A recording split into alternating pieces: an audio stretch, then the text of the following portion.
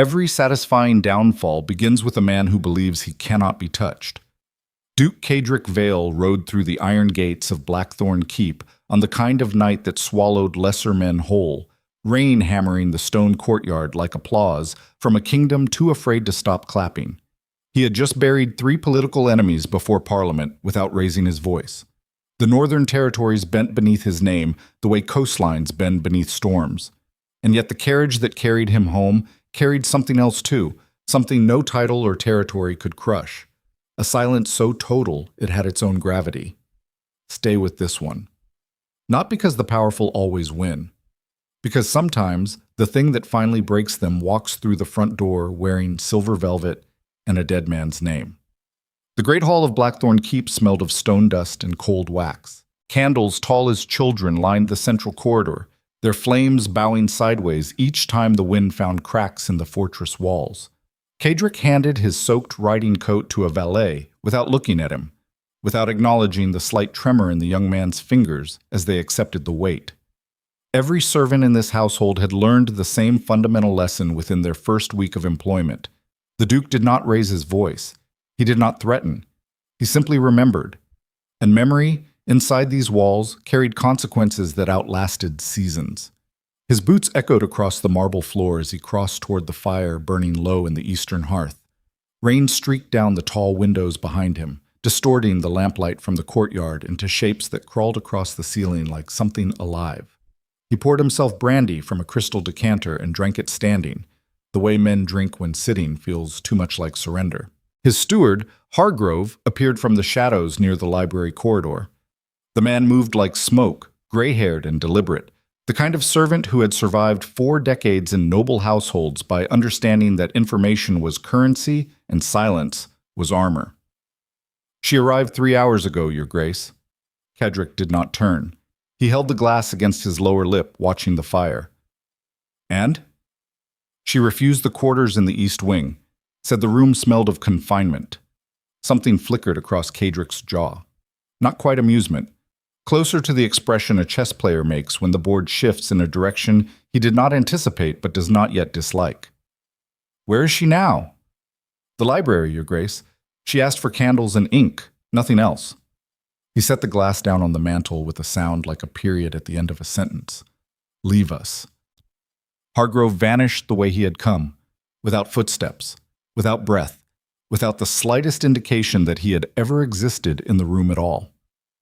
Cadric stood alone for another 30 seconds, cataloging the silence the way a general catalogues terrain before battle. Then he walked toward the library. The corridor leading to Blackthorne's library was the oldest section of the keep, built during an era when architecture was designed to intimidate rather than impress. The ceiling vaulted high enough to swallow sound. Portraits of dead Vales lined both walls, men and women painted with the same rigid posture and the same cold proprietary gaze, as though even in oil and canvas they refused to relinquish control of the hallway. Cadric passed them without glancing up. He had stopped seeing them years ago. When you become the most dangerous version of your bloodline, the ancestors stop being inspiration and start being furniture. He pushed open the library door.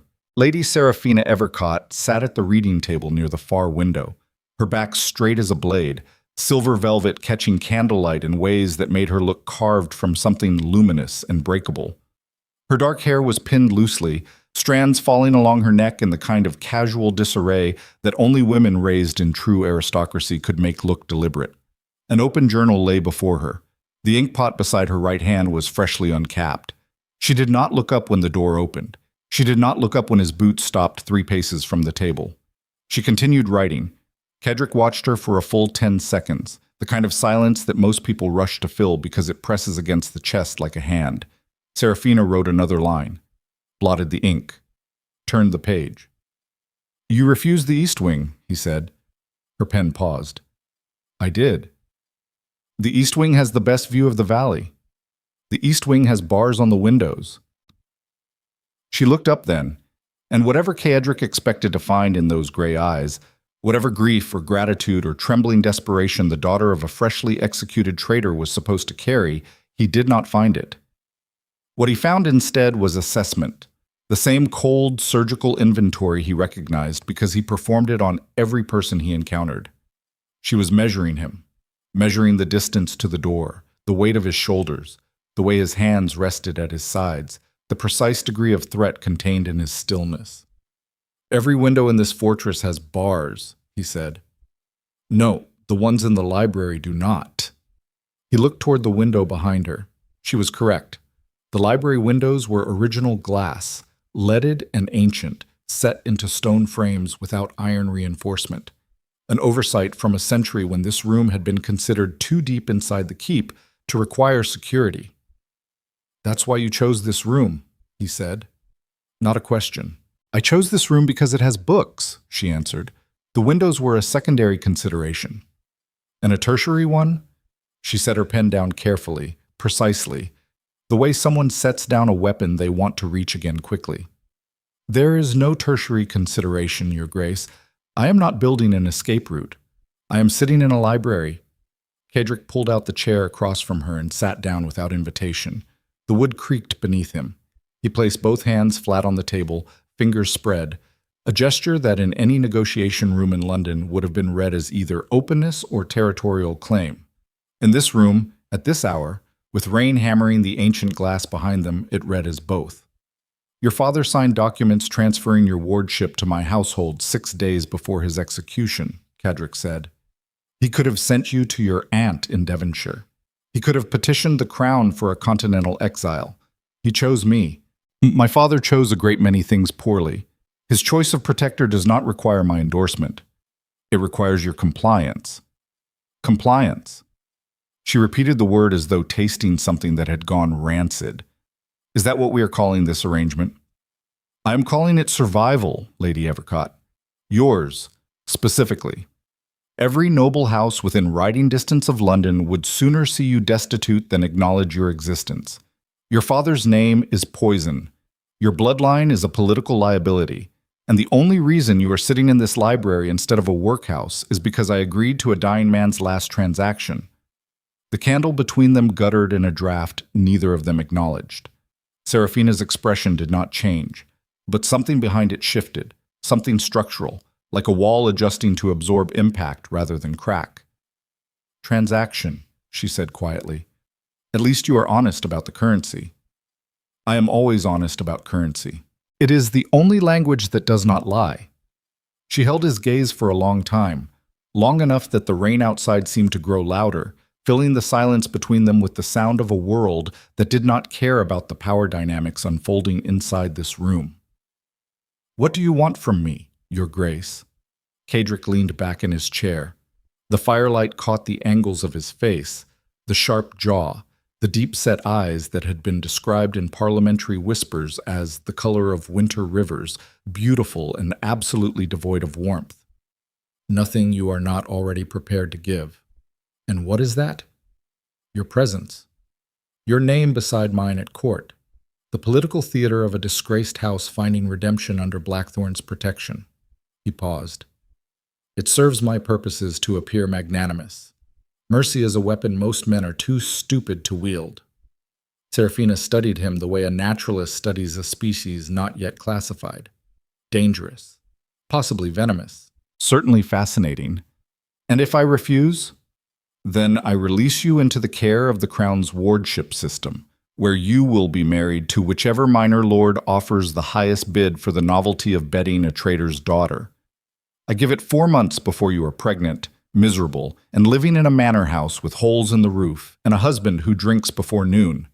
He delivered this with the same flat precision he used to read financial reports. No cruelty in the tone, no pleasure, just arithmetic. The silence that followed was the kind that reshapes rooms. Serafina closed her journal, capped the ink, folded her hands on the table in a mirror of his own posture, and for one disorienting moment, Cedric saw something in her stillness that he had never encountered in another human being. Recognition. Not admiration, not fear, not the performative submission that every other person in his orbit offered like tribute. She recognized him. The machinery beneath the title. The calculation beneath the calm.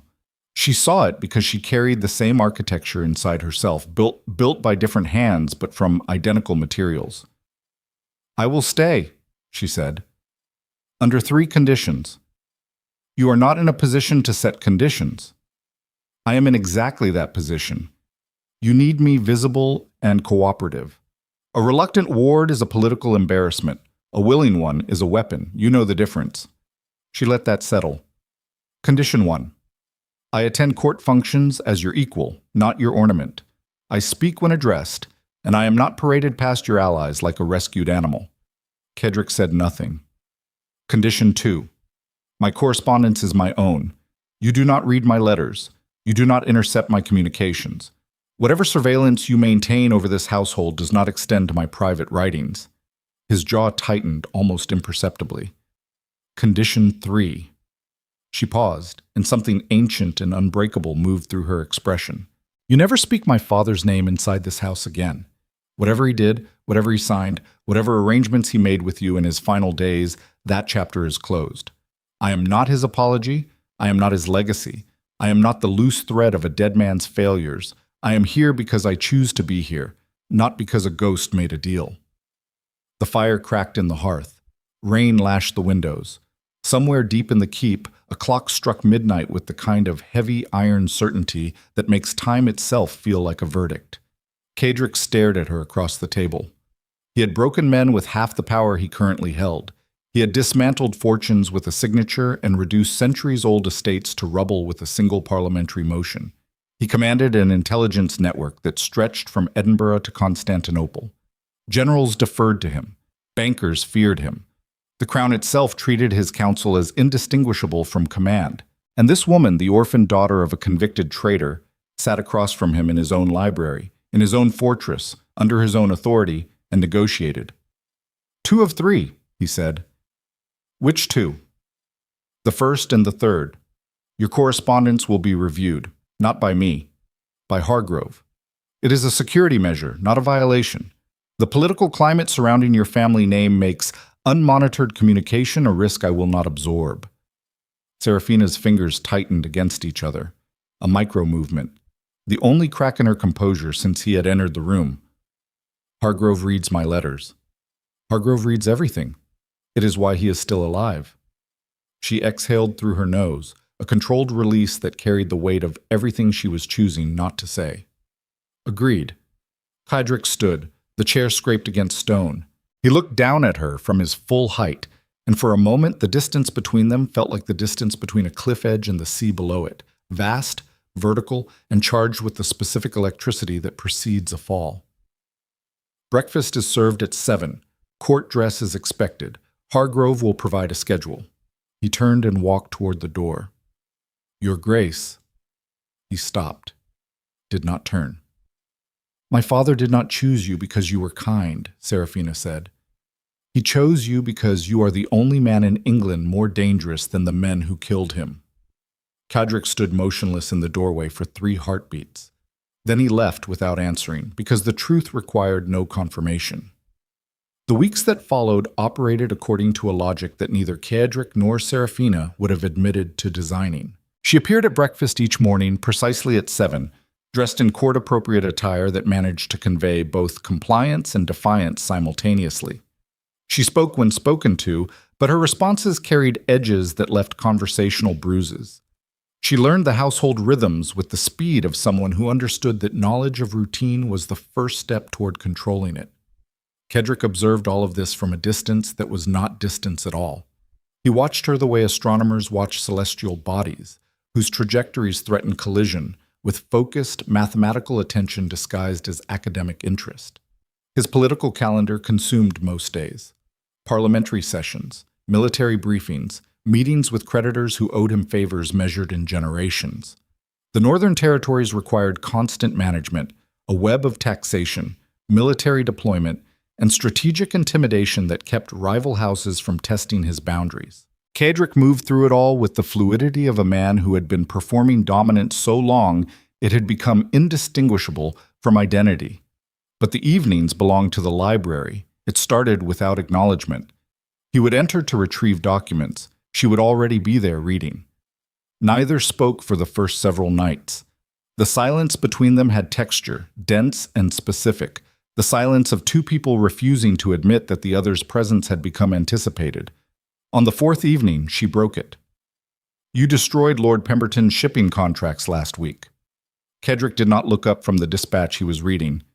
"I did. He insulted me at Lady Ashworth's salon. He made a public remark about your parentage in a room full of people whose opinions shape policy. The insult was not personal, it was strategic, and strategy requires a strategic response. You bankrupted a man because he called me a traitor's daughter at a party. I bankrupted a man because he tested whether my protection was decorative or structural. The answer needed to be unambiguous." Serafina watched him for a long moment, her book forgotten in her lap. "You did not do it for me." "No. You did it because it made you look powerful. I did it because it made everyone else look weak. There is a difference." She turned back to her book, but he caught the faintest shift at the corner of her mouth. Not a smile. Something more complicated. The involuntary recognition of a mind that operated on the same frequency as her own, ruthless and precise and unwilling to dress brutality in the costume of virtue. The fifth evening, he asked her a question.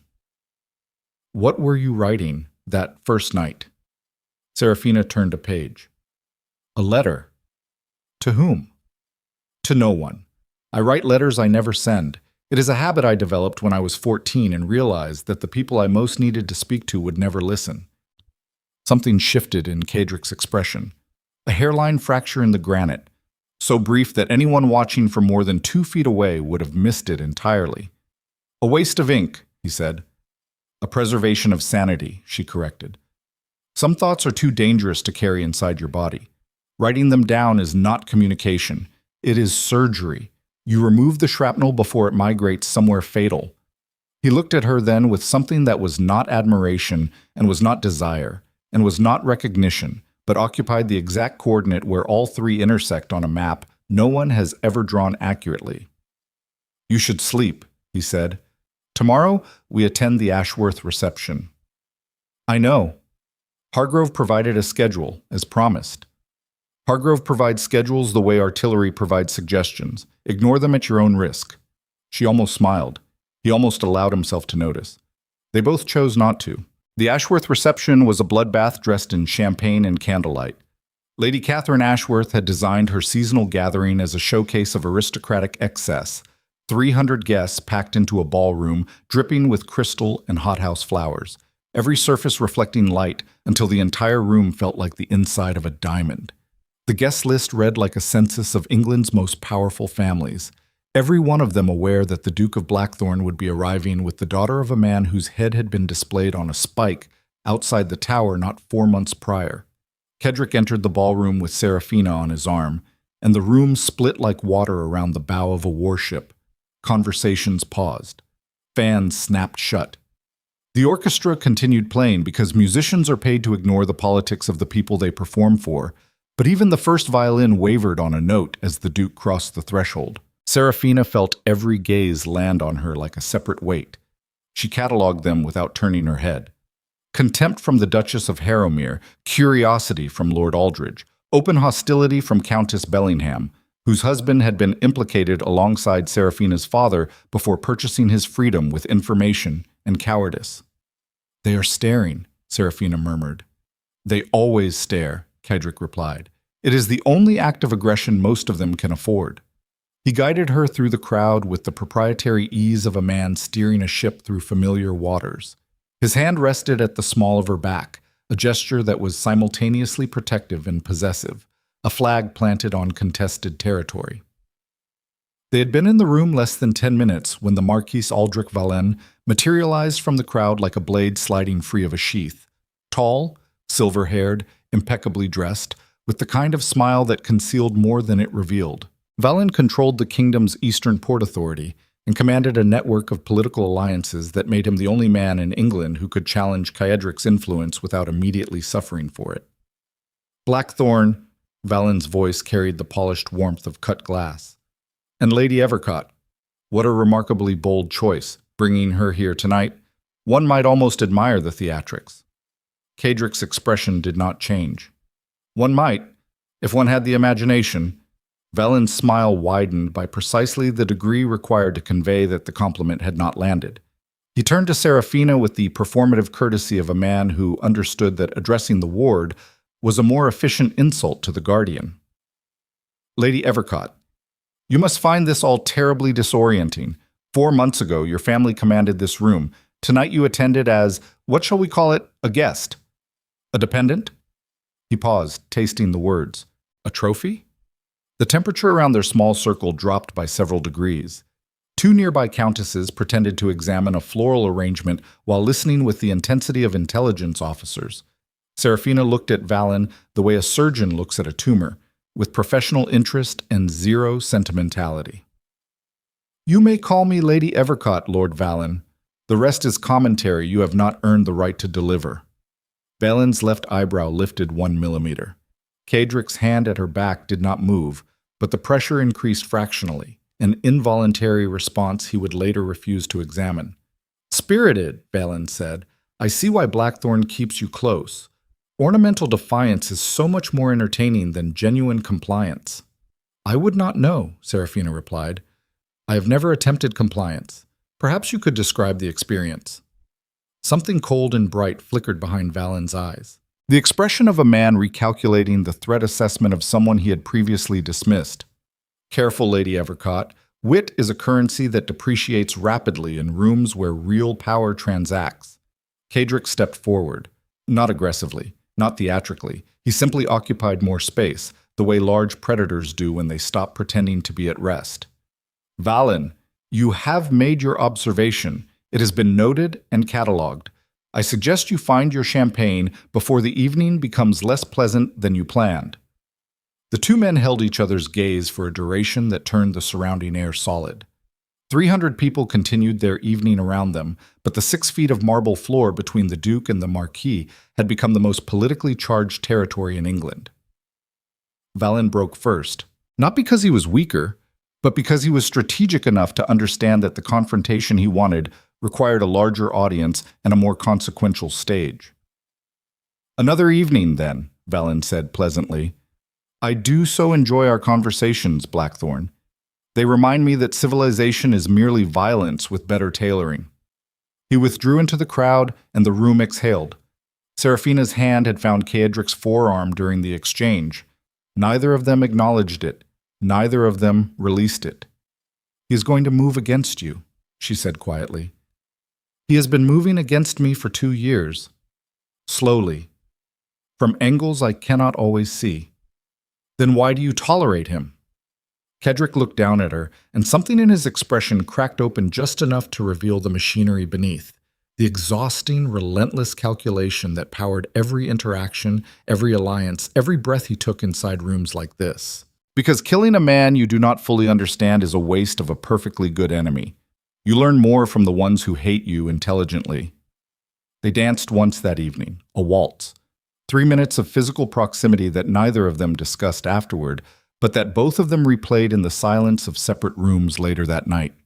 His hand at her waist, her fingers against his shoulder. The way the orchestral strings swelled at the precise moment she looked up and found him already looking down, and the half-second of mutual recognition that passed between them like a current through water. 2 bodies moving in perfect coordination, while the entire room pretended not to notice that the space between them had become the most dangerous thing in the building.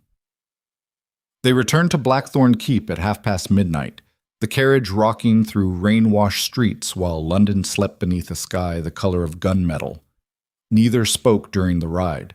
The silence between them had evolved again, denser now, weighted with information that language would only distort. At the entrance to the east corridor they paused. Serafina turned toward her quarters. Cadrick remained in the hallway, one hand resting on the stone wall, the candlelight turning his profile into something that belonged in the portrait gallery alongside his ancestors. Lady Evercott. She stopped. Valen called you a trophy. I heard him. He was wrong. Cadrick's voice carried something she had not heard before. Not warmth. Warmth was too simple a word for the frequency vibrating beneath his controlled baritone. Trophies are collected after the victory.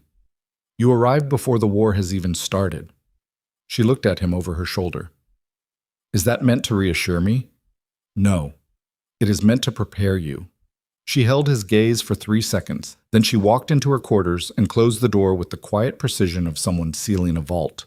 Kedrick stood in the corridor for a long time after that. The man who controlled the most feared military force in northern England, who had dismantled fortunes and broken bloodlines and bent the machinery of Parliament to his will through sheer, relentless architectural ruthlessness, stood alone in a dark hallway listening to the sound of a closed door and understanding, with the cold clarity of a man who has spent his entire life anticipating threats, that the most dangerous thing in Blackthorne Keep was no longer the man who owned it. He retired to his chambers, poured brandy, did not drink it. Outside, the storm broke fully, lightning splitting the sky above the northern territories with the kind of violent beauty that makes the darkness afterward feel earned. 3 days later, Hargrove placed a letter on Kedrick's desk during the morning briefing. The seal was unfamiliar, black wax pressed with an insignia that belonged to no recognized noble house. Kedrick opened it with a blade and read the contents once. Then again. His face did not change, but his hand, the hand that had signed death warrants and trade agreements and military orders that reshaped the geography of power across half the kingdom, trembled for exactly 1 second before he folded the letter and placed it inside the locked drawer of his desk. He looked up at Hargrove. Cancel my appointments for the week. All of them. Your Grace, the parliamentary committee meets on Thursday. Your absence would be... Cancel them. Hargrove studied the Duke's expression with the careful attention of a man whose survival depended on reading faces the way navigators read stars. Is it Valen? Kedrick stood, walked to the window, looked out at the rain falling over Blackthorne's courtyards, where soldiers drilled and servants moved and the machinery of his dominion continued its relentless, grinding operation. It is worse than Valen, he said, and somewhere in the east wing, behind windows that did not have bars, Seraphina Evercott sealed a letter of her own, addressed to a name that Hargrove's surveillance had not yet learned to look for, and hid it beneath the false bottom of a trunk that had traveled with her from her father's house. The trunk her father had packed himself. The night before they came for him, Kedrick did not sleep for 3 nights after the letter arrived.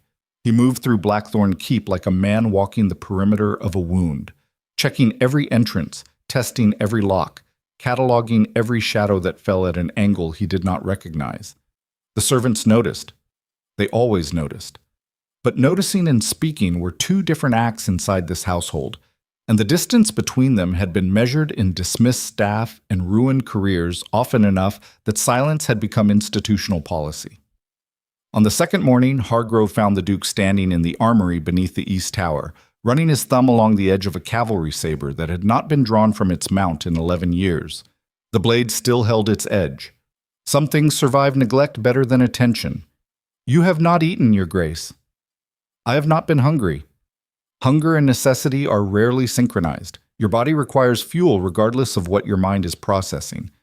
Kedrick replaced the saber on its hooks with the mechanical precision of a man who has handled weapons so frequently that the act requires no conscious participation. He turned to face Hargrove, and the steward saw something in the Duke's expression that he had not encountered in 4 decades of service to powerful men. Not fear. Kedrick Vale did not experience fear the way other men did, as a disruption to function. He experienced it as information. Raw data requiring analysis before response. But information this dense, arriving this fast, without context or origin, produced something adjacent to fear that was arguably worse: uncertainty. The seal on that letter, Kedrick said. You did not recognize it. No, Your Grace. You have catalogued every noble insignia in England, Scotland, and half of continental Europe. Every merchant house. Every military order. Every private intelligence network operating between London and St. Petersburg. I have. And you did not recognize this seal. Hargrove folded his hands behind his back, which means either it is new or it has been deliberately kept from circulation. Both possibilities carry implications I would rather discuss after you have eaten something. Kedrick almost smiled. The expression died before it reached his mouth, strangled by the same mechanism that had been killing every vulnerable reflex inside him since he was 17 years old and watched his father sign away the family's southern estates to cover gambling debts. Understanding in that moment that sentiment was a luxury the powerful could not afford and the desperate could not survive. "Breakfast, then," he said, "and bring me everything we have on Evercott's final months, every document, every intercepted letter, every name that appeared in his correspondence after the indictment." Hargrove's eyes narrowed by a fraction. "You believe the letter connects to him?" "I believe nothing yet. Belief is premature commitment to a conclusion. I am gathering materials." He walked past Hargrove toward the stairs. Stopped. Spoke without turning. "Has she sent any letters this week?" "2, both to her dressmaker in Mayfair. I reviewed them personally. Measurements and fabric selections. Nothing coded. Nothing suspicious." "Keep watching." Hargrove watched the Duke ascend the stone staircase, each step measured and deliberate, the posture of a man distributing his weight across uncertain ground. "Your Grace," Cadric paused. "Whatever that letter contained, it changed your breathing. I have served you for 19 years, and I have never seen your breathing change." The Duke continued climbing without response, and Hargrove stood alone in the armory, surrounded by weapons that had not been used in over a decade, understanding with the crystalline certainty of a career survivor that the decade of peace was ending. Serafina knew something had shifted before anyone told her. She felt it the way animals feel barometric pressure, a change in the atmospheric weight of the household that preceded storms no weather system could explain. The servants moved faster, guards doubled at the main gate without announcement, and the library, which had become her sanctuary over the past weeks, now felt watched in a way that the candles and books could not disguise. She had not seen Cadric in 2 days. His absence disturbed her more than his presence ever had, and that realization disturbed her most of all. She had constructed her survival inside Blackthorne Keep on a foundation of controlled distance, giving enough to satisfy the arrangement while withholding enough to preserve the architecture of her independence. She attended the functions. She performed the role. She sat across from him in the library each evening and engaged in the kind of verbal sparring that left both of them sharper and neither of them satisfied. But she did not need him. Need was a structural vulnerability she had eliminated from her emotional engineering the night her father was arrested, when she stood in the hallway of their London townhouse and listened to boots on the stairs and understood that every person she had ever depended on was either gone or about to be. And yet his absence left a hole in the routine that felt less like relief and more like the silence after a heartbeat skips. She found him on the 3rd morning in the war room adjacent to the Great Hall. Maps covered every surface. Dispatch cases lay open on the central table, their contents spread in patterns that suggested someone had been organizing information by geography rather than chronology. Cadric stood with his back to the door, both hands braced on the table edge, his weight forward, his head slightly bowed, the posture of a man staring at a problem that stared back. "You missed breakfast," she said from the doorway. "I was not aware my dining schedule required monitoring." "It does not. But Hargrove asked me to deliver a message, and the message is that your cook has threatened to resign if you skip another meal, and apparently good cooks are harder to replace than parliamentary allies." Cadric straightened, turned, and Serafina saw the evidence of 3 sleepless nights written across his face in a language she read fluently because she had worn the same expression for months after her father's arrest. The shadows beneath his eyes, the tension along his jaw that came from clenching teeth against thoughts that refused to be ground down, the faint loosening around his mouth that happened when control began consuming more energy than the thing being controlled. "You look terrible," she said. "Thank you for the assessment." It was not a kindness. It was a tactical observation. If you appear at court looking like this, every vulture in London will smell weakness before you reach the door. He studied her for a moment, and something in his gaze recalibrated. She watched it happen, the mechanical adjustment of a man shifting her from one category to another inside whatever classification system he used to organize the world. "Close the door," he said. She hesitated for exactly 1 second. Then she stepped inside and pushed the heavy oak door shut behind her. The click of the latch sounded like a decision. Cadric reached into his coat and produced a folded letter. He held it out to her without ceremony. "Read this." She took it, unfolded it. Read the contents twice, her expression unchanging, her breathing steady, her body performing the same disciplined stillness she had observed in him 100 times. When she finished, she refolded the letter along its original creases and set it on the table between them. "How long have you known about this?" she asked. 3 days. "And you told no one?" "I told Hargrove, and now I am telling you. The circle ends there." Serafina looked down at the letter on the table, then back at him. "This claims my father was not guilty of treason. This claims your father was framed by a coalition of 5 noble houses operating under a single coordinator. It names 3 of those houses and promises to reveal the remaining 2 and the coordinator's identity in exchange for a meeting. A meeting with whom? With me, at a location to be specified. And you find this credible?" Kadric walked to the window, looked out at the courtyard where soldiers were drilling in formation beneath low gray clouds, their movements synchronized with the mechanical precision that his training programs demanded. "I find it constructed to be credible. The 3 houses it names are houses that benefited directly from Evercott's downfall. Their gains were documented, their timing was suspicious. I noted it at the time, but had no framework to connect the observations. And this letter provides the framework. This letter provides a narrative. Narratives are not frameworks. They are weapons designed to look like frameworks." Serafina absorbed that distinction without flinching. She crossed to the table and looked down at the map spread across its surface. Trade routes, military deployments, political alliance structures rendered in colored ink that turned the geography of England into a circuit diagram of power. "You think it is a trap?" "I think everything is a trap until proven otherwise. It is the only assumption that has kept me alive this long." "But you are considering it." Kadric turned from the window. The morning light caught his profile, and for one unguarded instant he looked exactly like what he was. Not a duke, not a political architect, not the most feared man in England's aristocratic machinery. A man standing inside the wreckage of a certainty that had just been demolished, trying to determine which pieces were still load-bearing. "Your father and I had one conversation before his execution," Kadric said. "One. In the anteroom of the tower, while guards stood outside and the clock measured the last hours of his freedom in increments that sounded like hammer strikes. He told me 3 things: that you were the only thing he had built that deserved to survive, that the men who destroyed him would eventually come for me, and that the proof of both statements was hidden where only you would know to look." The silence that followed rewrote the room. Serafina's hands remained at her sides.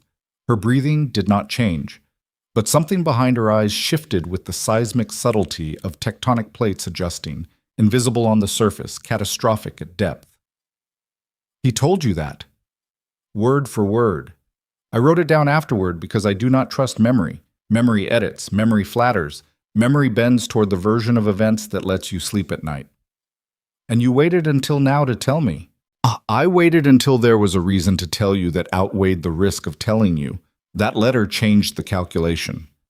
Serafina stared at him with an expression that contained fury and grief and something far more dangerous than either: the cold, surgical recognition that the man standing before her had been holding a piece of her father's final truth inside his chest like shrapnel, carrying it through every library conversation, every court appearance, every moment of proximity, without once allowing it to surface.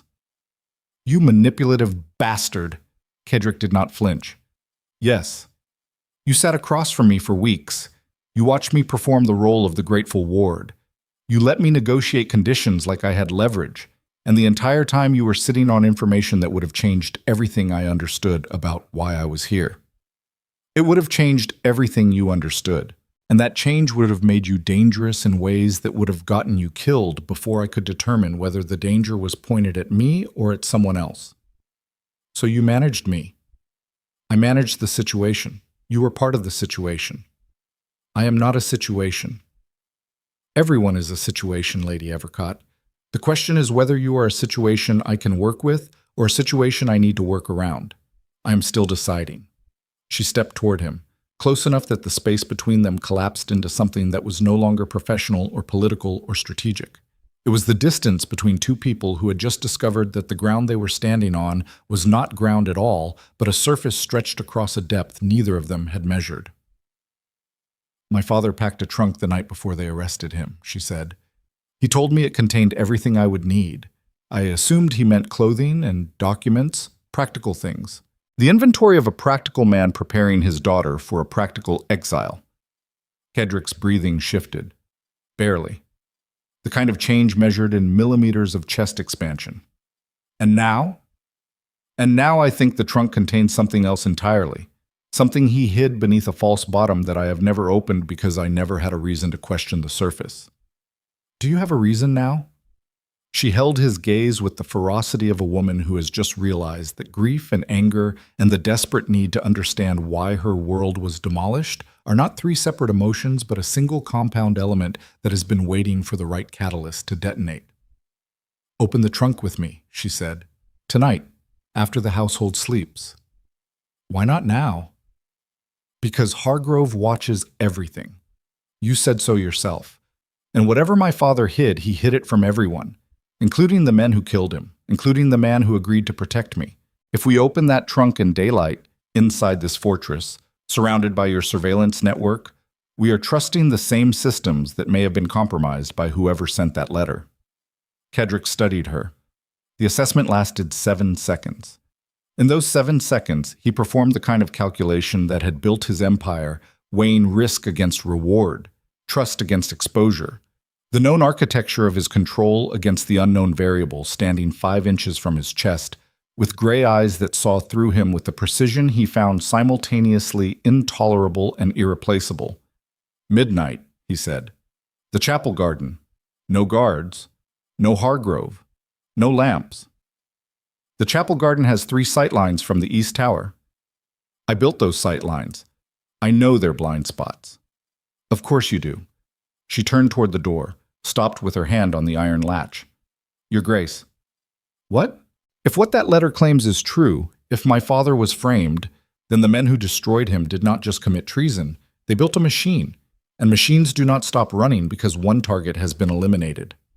I know. They will come for you next. The letter all but promises it. They have been coming for me since before you arrived. The letter simply confirms the timetable. She opened the door, paused in the frame, silhouetted against the corridor's pale morning light. Then I suppose we are no longer Duke and Ward. What are we? She looked at him over her shoulder with an expression that combined every contradictory force that had been building between them since the first night in the library.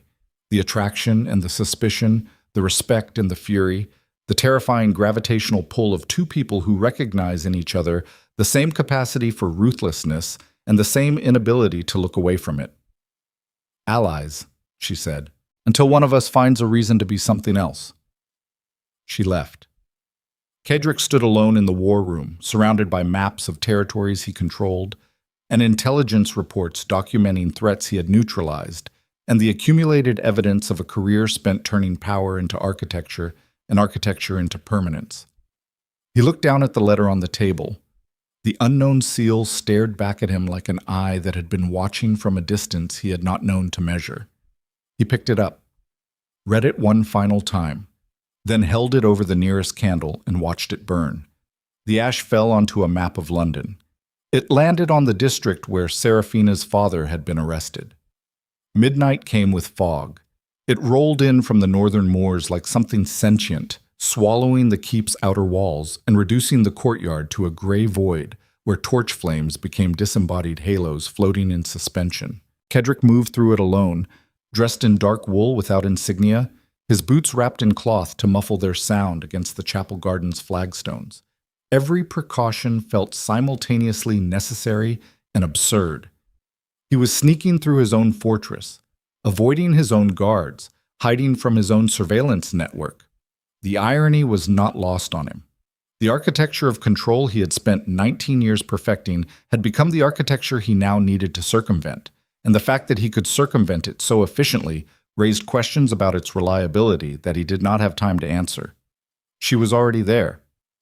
Seraphina knelt beside the garden's stone bench, the trunk open before her, its contents removed and arranged on the flagstones in the orderly inventory of someone who had unpacked and repacked this trunk 100 times. Dresses, correspondence, a portrait miniature of her mother, A velvet pouch containing jewelry that would have been seized if the arresting officers had known it existed. And beneath all of it, visible now that the false bottom had been pried loose, a leather folio sealed with wax the color of dried blood. She had not opened it. She was waiting for him. Kedrick knelt beside her without speaking.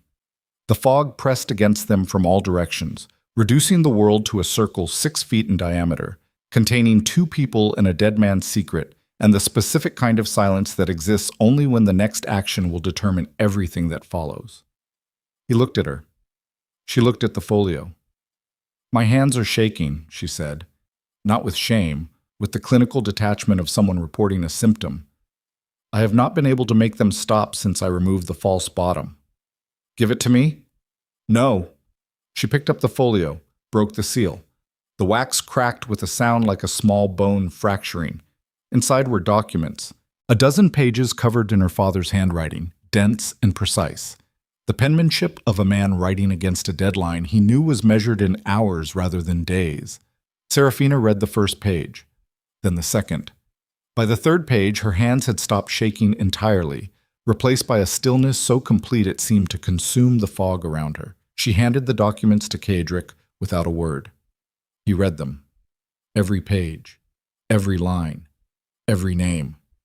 When he finished, the fog had thickened until they could no longer see the chapel wall 12 feet away. They knelt in a white void, surrounded by nothing, holding evidence that 5 of England's most powerful noble houses had conspired to fabricate treason charges against Lord Evercott to seize his intelligence network and redirect it toward a single purpose: the removal of Duke Kedrick Vale from power.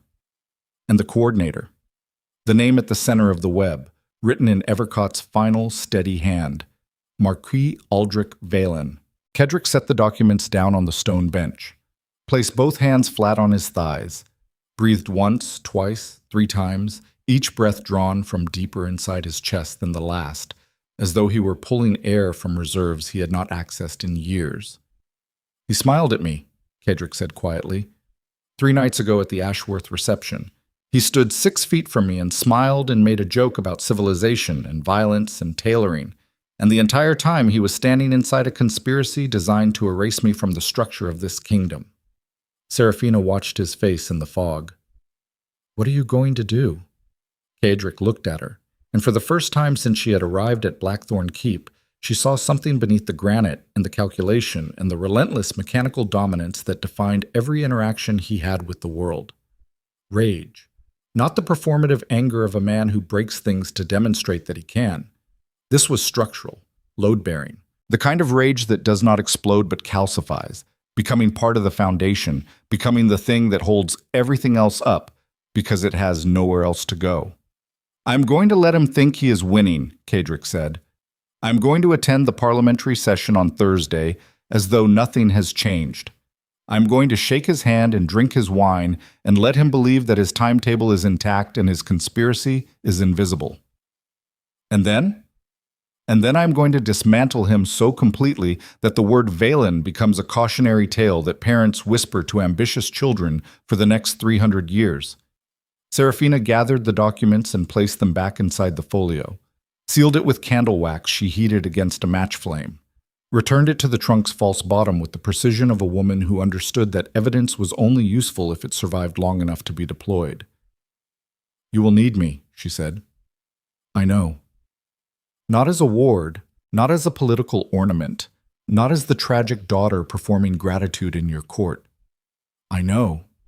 She stood, closed the trunk, looked down at him where he still knelt on the cold flagstones, and the fog wrapped around them both like a conspiracy of its own. "Then say it." Kedrick rose to his feet. They stood face to face in the white void, 2 people who had arrived at this moment through separate corridors of loss and calculation and the specific loneliness that comes from being too intelligent to trust anyone and too aware to stop wanting to.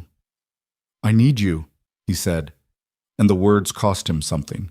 She could see it in the way his jaw tightened after he spoke, the involuntary contraction of a man who has just handed someone a weapon and is already calculating the trajectory of the blade. Serafina reached out and placed her hand flat against his chest. Over the heartbeat, over the machinery, over the architecture of control that he had mistaken for identity for so long that he no longer remembered what existed beneath it. "Then we go to war," she said. And in the fog-drowned garden of Blackthorne Keep, standing over a dead man's secrets and the ruins of every assumption that had governed their arrangement, the Duke and the traitor's daughter forged an alliance that neither treaties nor titles could contain, not because they trusted each other, because they had both run out of safer options. And somewhere in London, in a townhouse lit by a single candle on the top floor, Marcus Aldrich Vallon opened a report delivered by a courier who did not give his name. The report detailed the Duke of Blackthorne's movements over the past 72 hours, his cancelled appointments, his sleepless nights, his unusual visit to the armory. Vallon read the report, set it down, poured himself wine, and smiled, because the machine was running exactly on schedule. The parliamentary session on Thursday began with handshakes and ended with blood. Cedric arrived at Westminster in a black carriage bearing the Vale crest, his appearance immaculate, his composure engineered to project the specific frequency of authority that made lesser men instinctively lower their voices when he entered a room. He had slept 4 hours in the past 2 days, but sleep deprivation had long ceased to register on his exterior. The body learns to perform wellness the same way it learns to perform everything else, with repetition, with necessity, with the understanding that showing fatigue in a room full of predators is the biological equivalent of bleeding in shark-infested water. Hargrove had briefed him during the carriage ride. The parliamentary committee session would address military funding for the Northern Territories. 3 houses on the committee had connections to Vallon's conspiracy.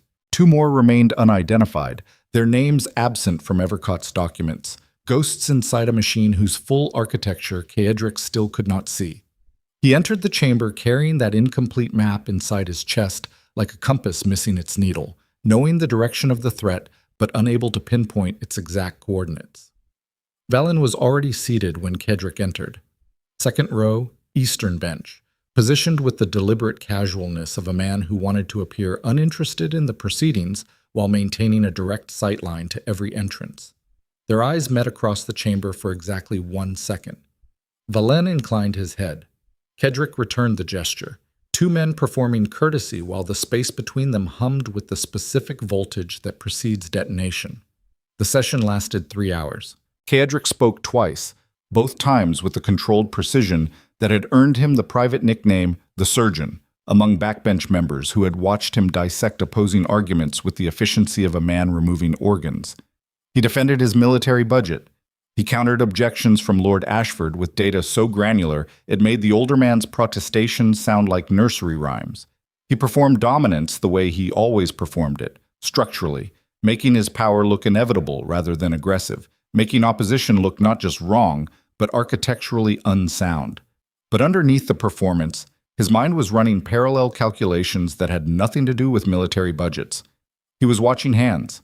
Specifically, the hands of every lord who interacted with Vallon during the session breaks. The casual touches. The past notes disguised as snuff boxes exchanged. The specific pattern of physical proximity that develops between men sharing a secret. The unconscious tendency to stand closer to conspirators than to strangers, as though treason generates its own gravitational field. By the second recess, he had identified 2 possibilities. Lord Ashford, whose opposition to the military budget now carried a different weight when viewed through the lens of Evercott's documents, and a name he had not expected. Viscount Mercer. Young, quiet, recently elevated to his father's seat, with the kind of unremarkable presence that made him easy to overlook, and therefore perfect for the kind of work that required invisibility.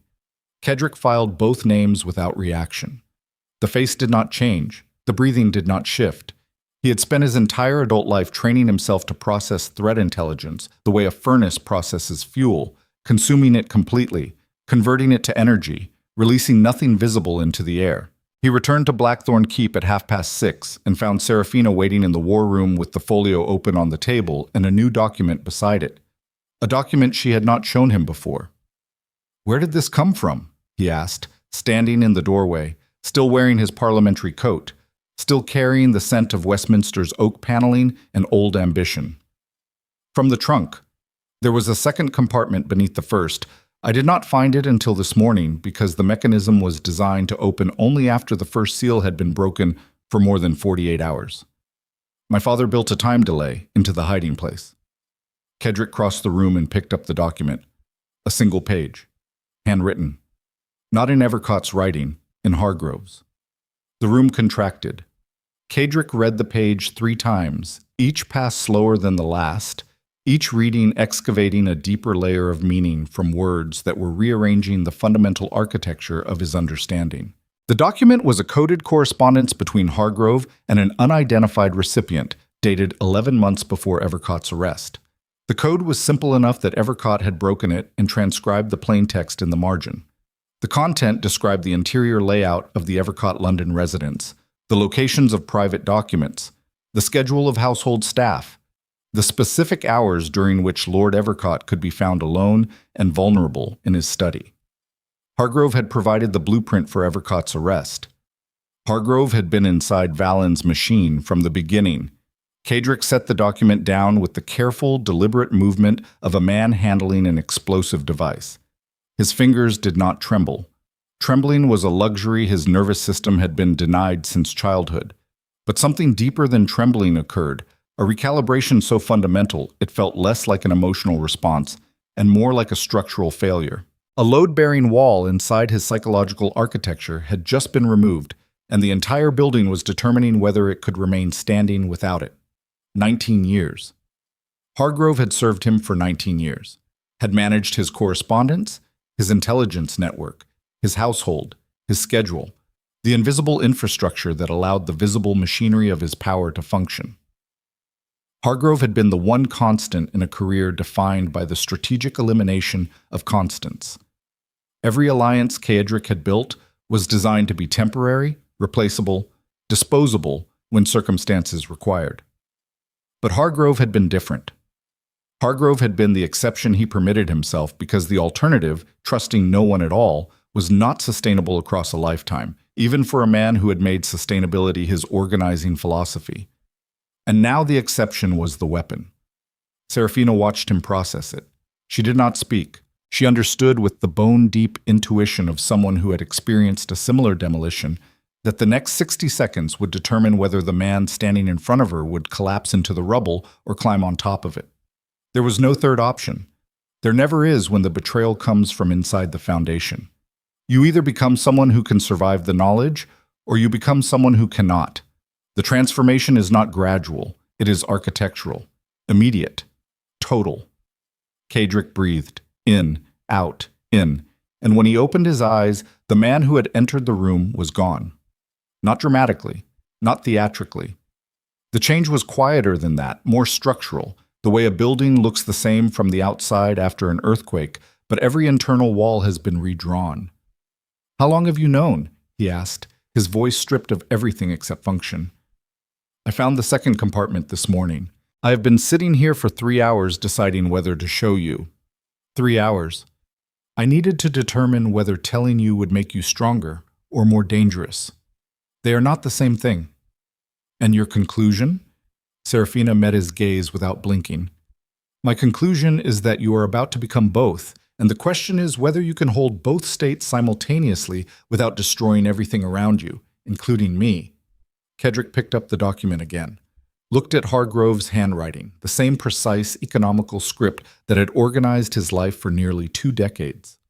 The letters were neat, controlled, written by a hand that did not shake because the man who owned it had already made peace with the act he was committing. There was no hesitation in the pen strokes, no evidence of moral conflict.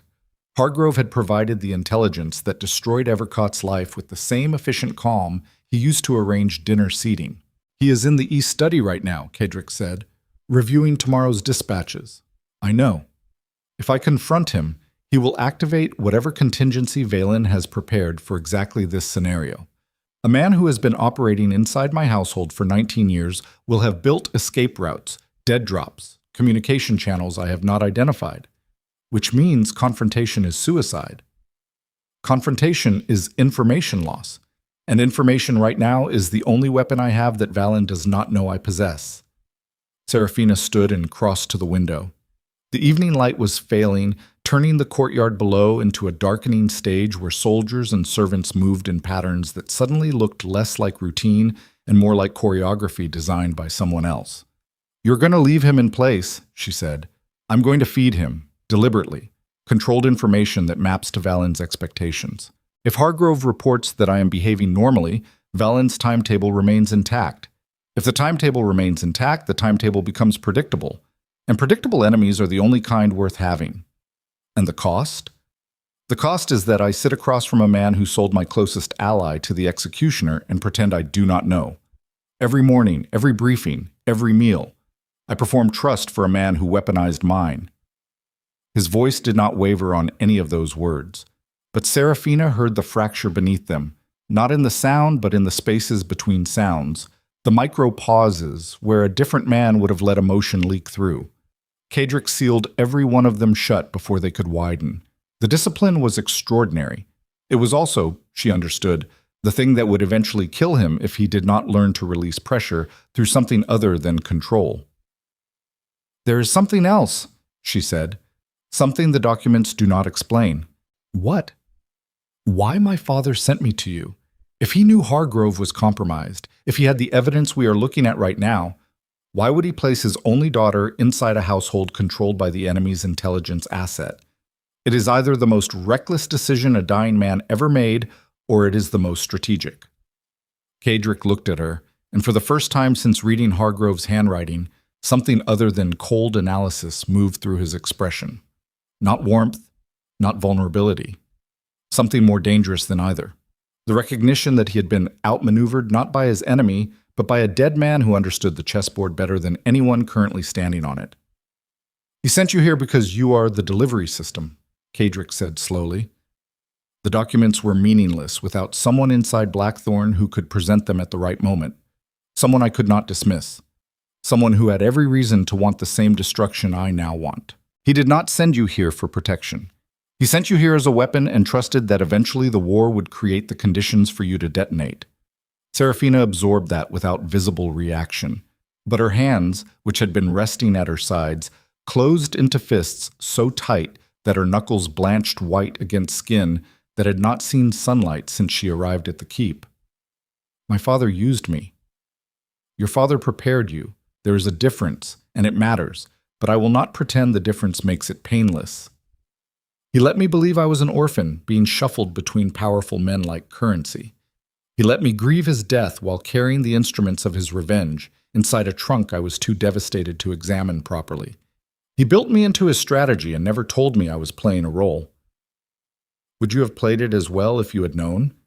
The question hit her like a physical blow. She turned from the window with an expression that contained something Kadric had never seen in her face before. Not grief. Grief she had mastered months ago. This was the expression of a woman discovering that the person she had been mourning had been manipulating her mourning from beyond the grave, using her pain as camouflage for his strategy, her devastation as cover for his counterattack. That is not the point. It is exactly the point. Your father understood something about you that you have not yet admitted to yourself. You perform best when you believe the stakes are real. Your negotiation in this library, your composure at the Ashworth reception, your refusal to be ornamental, none of that was acting. It was genuine because you did not know it was scripted. And that genuineness is what made it credible. To me, to Hargrove, to Valen's surveillance. A woman performing defiance can be detected. A woman who is actually defiant cannot. Serafina stared at him for a long time. The war room felt smaller than it had 5 minutes ago, the maps on the walls pressing inward, the intelligence reports stacking up like walls within walls, reducing the available space to the 6 feet of charged air between two people who had both just discovered that the roles they thought they were choosing had been assigned to them by a dead man with better foresight than either of them possessed. "I want to hate him for it," she said. "You can hate him and honor the strategy simultaneously. The emotions are not mutually exclusive." "Is that how you function? Holding contradictions until they become tools?" "That is how everyone functions who survives long enough to matter." She unclenched her fists, flexed her fingers, drew a breath that came from the same deep reserves Kadric had accessed 3 nights ago in the fog. "Then we continue." We continue, and Hargrove stays. Hargrove stays, and watches, and reports, and believes he is feeding intelligence to Valen while I use him as a channel to feed Valen exactly what I need Valen to believe. Which is what? That I am preparing for a military confrontation in the north, troop movements, supply chain adjustments, strategic redeployment along the Scottish border, enough real activity to satisfy Hargrove's professional standards, enough noise to make Valen believe I am focused on a threat that does not exist while the actual threat assembles behind him. And the actual threat? Cadric walked to the table and began rolling up the maps, one by one, slowly, with the same methodical precision he applied to everything. Each rolled map was a territory secured, a variable controlled, a piece of the visible world put away so the invisible architecture beneath it could be addressed. The actual threat is you and me in this room. No staff, no network, no institutional infrastructure. Two people with a dead man's evidence and the willingness to use it against the most powerful conspiracy in England.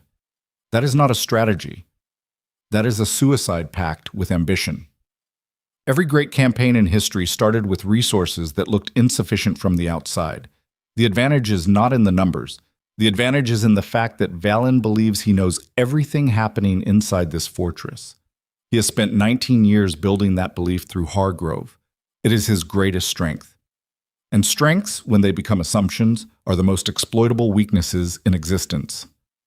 A knock at the war room door froze them both. Hargrove's voice, smooth and professional, filtered through the oak. "Your Grace, Lord Mercer has arrived unexpectedly. He requests a private audience. He says it concerns a matter of some urgency regarding the northern border." Cadric and Seraphina looked at each other across the table. The name Mercer landed between them like a lit fuse.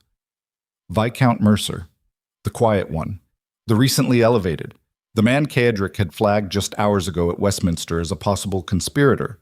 And now he was here, inside Blackthorne Keep, requesting a private audience. Either Mercer was making a move ahead of Valen's timetable, or something had changed in the conspiracy's structure that Cadric could not yet see.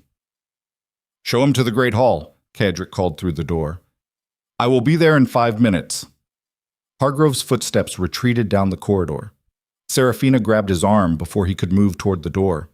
Her grip was stronger than he expected, her fingers pressing into the muscle above his elbow with the urgency of someone delivering a message that could not wait for words to form properly. If Mercer is here because Valen sent him, this is a test. They want to see how you react to an unexpected variable inside your own walls. I know. And if Mercer is here because Mercer is defecting, it is worse. Because defectors carry information in both directions, and the price of admission is always your own secrets fed back to the machine you think you are dismantling. I know that too. Then you also know that the moment you walk into that hall, you are performing for 3 audiences simultaneously. Mercer, who is watching your face. Hargrove, who is watching your behavior. And Valen, who will read Hargrove's report tomorrow morning and use whatever he finds to calibrate the next phase. Cadric looked down at her hand on his arm, then up at her face. The candlelight turned her features into something that existed at the intersection of beauty and calculation, warmth and weaponry. The face of a woman who had been forged by the same furnace that built the conspiracy they were fighting, and who had emerged from it carrying tools that even her father had not fully understood. "Then I perform," he said. "It is what I do. It is what you have always done. But performances have a shelf life. Eventually the audience stops believing, not because the performance degrades, but because repetition breeds scrutiny. The people watching you have been watching for 19 years. They know your patterns better than you do. If you perform Cadric Vale the way you have always performed Cadric Vale, they will see exactly what they expect to see. An expected behavior from a man who should be panicking is the one signal that tells them you know. The observation hit him with the force of something he should have calculated himself and had not. She was right. His own consistency was the trap. The controlled breathing, the unshakable composure, the granite-faced dominance that had been his signature for 2 decades, these were the patterns that Hargrove had been reporting to Valen for 19 years. If Cadric walked into that hall and performed perfectly, the perfection itself would be the tell. Because a man who has just received an anonymous letter threatening his power and then canceled a week of appointments does not return to flawless function without something having changed. And if nothing visible has changed, then the change is hidden. And hidden changes are the ones that provoke escalation. He needed to be imperfect. He needed to perform vulnerability. The realization settled over him like armor made of glass. He would have to walk into the Great Hall and show Mercer and Hargrove something they had never seen before. Doubt. Hesitation. The barely perceptible fractures that a man under genuine pressure cannot entirely conceal. He would have to perform weakness so convincingly that it registered as authentic, feeding Hargrove a version of the Duke that mapped to the behavioral changes the anonymous letter should have produced, confirming for Valen that the weapon was working, that the target was destabilizing, that the machine's timetable could proceed without acceleration. He would have to become, for the first time in his life, a man who appeared to be losing control. And the terrifying part, the part that Serafina could see in his eyes even as he calculated the angles, was that performing weakness required accessing the genuine article. You cannot fake a fracture convincingly without knowing where your real fractures are. And Kaedric had spent 19 years sealing every one of them shut with such precision that reopening them, even strategically, even temporarily, meant risking structural damage that no amount of control could reverse. "I do not know if I can do what you are describing," he said, and the admission cost him something so fundamental that Serafina watched the payment register across his face like a seismic event.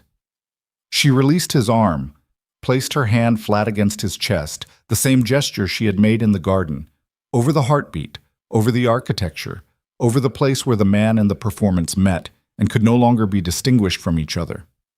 "You can," she said, "because the alternative is dying as the man you have been pretending to be.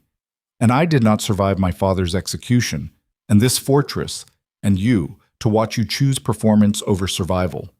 He covered her hand with his own, held it there for 3 seconds, then removed it gently and walked toward the door. He paused with his hand on the latch. "If I do not return within the hour, take the folio and leave through the chapel garden. The northern wall has a gate that Hargrove does not know about because I built it before he entered my service.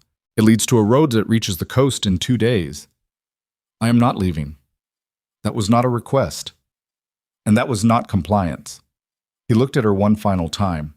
The expression on his face was something no portrait painter would ever capture because it existed for less than a second and contained more contradictions than any canvas could hold. Gratitude and terror and desire and the cold, absolute awareness that the woman standing in his war room was simultaneously the most valuable asset he possessed and the most catastrophic vulnerability he had ever permitted himself. Then he opened the door and walked toward the Great Hall, leaving Serafina alone with the documents, the maps, and the growing certainty that the man she had just sent into that room was about to perform the most dangerous act of his life. Not strength, not dominance, not the cold architectural ruthlessness that had built his empire and sustained his legend and kept every enemy at a distance measured in fear. He was about to perform humanity, and neither of them knew whether the performance would save him or become the confession that destroyed everything. Kaedric entered the Great Hall wearing his own face for the first time in 19 years and found it fit like borrowed clothing. Viscount Mercer stood near the eastern hearth, turning a glass of untouched wine between fingers that were too steady for a man making an unannounced visit to the most dangerous household in England. He was younger than Kaedric remembered from the parliamentary session, early 30s at most, with the kind of lean, watchful build that suggested either military discipline or chronic sleeplessness. His coat was damp from riding. His boots were muddied to the ankle. Whatever urgency had brought him to Blackthorne Keep had not allowed time for a carriage. Hargrove stood 3 paces behind the Viscount, positioned at the precise distance that communicated deference while maintaining surveillance. His hands were folded, his expression was neutral, the posture of a man performing loyalty so perfectly that its perfection was, Kaedric now understood, the most damning evidence against him. Kaedric let his stride falter. Not dramatically, not theatrically. A micro-hesitation at the threshold, the kind of barely perceptible break in rhythm that a man under genuine pressure produces involuntarily before his discipline reasserts itself. He let his jaw carry tension. He let his right hand drift to his coat pocket and rest there with the fidgeting restlessness of someone whose composure was costing more than usual. The performance of imperfection required a precision that perfection never had. Lord Mercer. Kedrick's voice came out half a register lower than his parliamentary tone, stripped of its polished edges, carrying the slight roughness of a man who had not been sleeping well and was no longer fully committed to hiding it. An unexpected visit. Hargrove tells me you mentioned the northern border. Mercer set down his wine glass with deliberate care. I apologize for the intrusion, Your Grace. The matter did not seem suited for written correspondence. Few matters of urgency ever are. Please sit. They sat across from each other at the long oak table, the same table where Kedrick had hosted treaty negotiations and debtor hearings, and the kind of conversations that ended with men signing away their fortunes in exchange for the privilege of leaving the room intact. Hargrove remained standing near the door, watching, recording, transmitting every detail through the invisible channel that connected this room to Valen's intelligence network. Kedrick let him watch. Let him see the Duke, who was slightly less composed than usual. The Duke whose fingers drummed once against the table before he caught himself and stopped. The Duke who was performing a human being experiencing stress, which was, he realized with a clarity that bordered on vertigo, exactly what he was. The performance and the reality had become the same thing. He was pretending to be shaken by using the fact that he was genuinely shaken as raw material for the pretense. The recursion of it made his skull ache. You cannot use your own fractures as theater props without widening them. You cannot display your wounds strategically without bleeding. The northern border, Kedrick prompted. Mercer leaned forward slightly. His eyes moved once to Hargrove, then back to Kedrick. The glance was fast but loaded, the visual equivalent of someone testing whether a third party in the room was an obstacle or a collaborator. There are troop movements along the Scottish frontier that do not correspond to any deployment order on public record. 3 regiments have been repositioned from their garrisons in Durham and redirected northwest toward passes that have no strategic value unless someone is anticipating a conflict that does not yet exist. And you brought this to me rather than to the War Office because the deployment authorizations carry your seal, Your Grace. The temperature in the room did not change. The candles did not flicker. But something molecular shifted in the air between the two men, a compression of available oxygen that made the next breath require slightly more effort than the last. My seal, Kedrick repeated. Your military seal, applied to orders I do not believe you wrote. Kedrick absorbed this without visible reaction, but internally the calculation engine that powered every decision he had ever made was running at a velocity that threatened to strip its own gears. Someone had forged his military authorization, someone with access to his seal, which meant someone inside Blackthorne Keep, which meant someone standing in this room pretending to take notes, while the Duke's empire was dismantled from beneath his feet. Hargrove. The forged deployment orders were Valen's next move. Unauthorized troop movements carrying Kedrick's seal would give the parliamentary committee grounds to investigate the Duke's military authority. The investigation would uncover orders Kedrick never issued, resources diverted without his knowledge, a pattern of unauthorized command that would look, to anyone examining it from the outside, like a duke using his private army to prepare for an insurrection against the crown, the same charge that had destroyed Lord Evercott, the same playbook, the same machine, running the same operation against a different target. Kedrick looked at Mercer and made a decision that took less than 2 seconds, but carried the weight of every remaining year of his life. He could not determine whether Mercer was an ally delivering genuine intelligence or a courier delivering bait designed to provoke exactly the kind of reaction that would confirm Kedrick's awareness of the conspiracy. Both possibilities demanded different responses. Both responses, if applied to the wrong possibility, would be catastrophic. So he chose a third option. He told the truth. Selectively, strategically, but truthfully. I did not authorize those deployments, Kedrick said, and the fact that you have ridden here through the rain to tell me this, rather than delivering the information to Valen or Ashford first, suggests that you already know I did not. Mercer's expression tightened. A muscle along his jaw contracted and released in the specific pattern of a man who has just been confronted with a fork in a road he was hoping to navigate without choosing a direction. I have no dealings with Lord Valen. Everyone has dealings with Lord Valen, The only question is whether those dealings are voluntary. Silence. The kind that separates men who are circling each other from men who are standing still. Why are you here, Mercer? Not the official reason, the actual one. The Viscount glanced at Hargrove again. This time the glance lasted a full second longer, and in that second Caedric saw something he had been trained his entire life to detect. Distrust. Not the generic caution of a man in unfamiliar territory, but the specific, targeted suspicion of someone who knows that a particular person in the room is dangerous. Mercer distrusted Hargrove, which meant Mercer either knew or suspected what Caedric had only discovered hours ago. I would prefer to discuss the actual reason in private, Your Grace. Caedric turned to Hargrove. The steward's face remained perfectly composed, perfectly neutral, perfectly consistent with 40 years of professional servitude. The mask was flawless. It had always been flawless. And the perfection of it now made Caedric's stomach lining feel like it was dissolving in acid, because every memory he had of Hargrove's loyalty, every briefing, every midnight dispatch, every quiet act of competence that had formed the backbone of his operational life, was now contaminated by the knowledge that the competence had been serving two masters simultaneously, and neither of them had been the one paying his salary. Hargrove, leave us. Your Grace, security protocol requires. Leave us. Hargrove held for 1 second, then bowed and withdrew. The door closed behind him with a sound that Caedric felt in his molars. They were alone. Mercer exhaled. The breath carried 3 hours of road dust and the accumulated tension of a man who had been holding a secret inside his chest like a swallowed blade. My father was part of it, Mercer said. Before he died, he was one of the 5 houses. He told me on his deathbed because guilt has a way of becoming confessional when the body starts shutting down and the mind loses its grip on the reasons for silence. Caedric sat very still. He described a coalition organized by Valen, 5 houses, a coordinated campaign to neutralize threats to their collective commercial interests. Evercott was the first target because his intelligence network was monitoring their shipping operations, and he was assembling evidence of tariff fraud on a scale that would have implicated half the peerage. And I am the second target. You are the final target. Evercott was a preliminary operation, a proof of concept. They used his destruction to test the methodology and refine the machine before deploying it against someone whose removal would restructure the entire political landscape of England.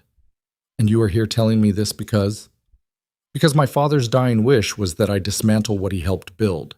And because I watched you at Westminster today, and I recognized the face of a man who already knows he is inside the trap but has not yet identified every wall.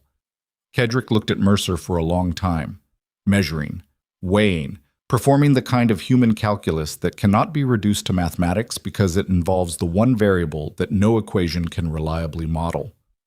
Whether another person is telling the truth, not whether their facts align. Facts can be manufactured, not whether their story is consistent. Consistency is the first tool of professional liars, but whether the thing behind their eyes, the thing that exists before language organizes it into narrative, corresponds to the words coming out of their mouth. Mercer was afraid, genuinely afraid. The fear was visible in the way his hands rested on the table, palms down, fingers slightly spread, the unconscious posture of someone bracing for an impact they cannot see but know is coming. And the fear was not directed at Caedric. It was directed at the machine his father had helped build, the conspiracy that was still running, still grinding, still consuming targets with the mechanical indifference of an engine that does not care about the fuel it burns. I need names, Caedric said. The 5 houses. All of them. I know 3. My father's house, which died with him, Ashford, and Pemberton, whose shipping empire you already destroyed. Pemberton was part of the conspiracy? Pemberton provided the financial infrastructure, offshore accounts in the Channel Islands that funded the intelligence operations against Evercott. Your destruction of his shipping contracts was not a response to a social insult. It was a counterstrike against a man who was financing your destruction, and you did not even know it. Caedric closed his eyes for 3 seconds. Behind his eyelids, the architecture of the past several months rearranged itself into a pattern he should have seen earlier but could not have seen because the missing pieces had been hidden inside his own household by a man he had trusted with the structural integrity of his entire operation. He opened his eyes. The other two houses. I do not know them. My father died before he could finish, but he said Valen kept the inner circle compartmentalized. No house knew all five. Each knew only the houses adjacent to their function within the machine. And Hargrove? Mercer's expression shifted. Something careful and calibrated moved through it, the look of a man choosing which truth to deliver and in what order. Hargrove is Valen's eyes inside Blackthorne. He has been since before you hired him. Your steward was placed in your household as a long-term intelligence asset. His recruitment, his references, his impeccable service record, all of it was manufactured by Valen's network to create a man whose loyalty appeared so natural that questioning it would never occur to anyone, least of all the man who depended on it most. Kadrick's hand lay flat on the table, perfectly still. The hand of a man who had just been told that the floor he was standing on had been hollow the entire time.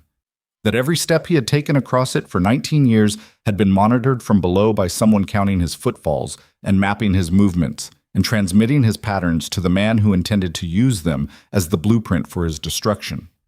A man who has nothing left to lose does not become reckless. That is the mythology of desperation, the romantic narrative that makes good theater but terrible strategy. What actually happens is colder, simpler, more terrifying to witness. A man who has lost everything except the ability to act becomes pure function. The sentimentality burns off. The hesitation evaporates. The elaborate performance of humanity that society demands and power requires falls away like a stage costume after the final act, and what remains underneath is not a man at all, but a mechanism. A system designed to produce a single output: survival. At any cost. Through any means. Without the luxury of consulting the moral architecture that men with something left to protect still maintain. Kadrick stood. How many men can you bring to London within a week? Mercer blinked. I have 40 loyal to me personally. Another 60 who served under my father and would follow his son's orders without question. 100 men against Valen's network. 100 men against 5 houses.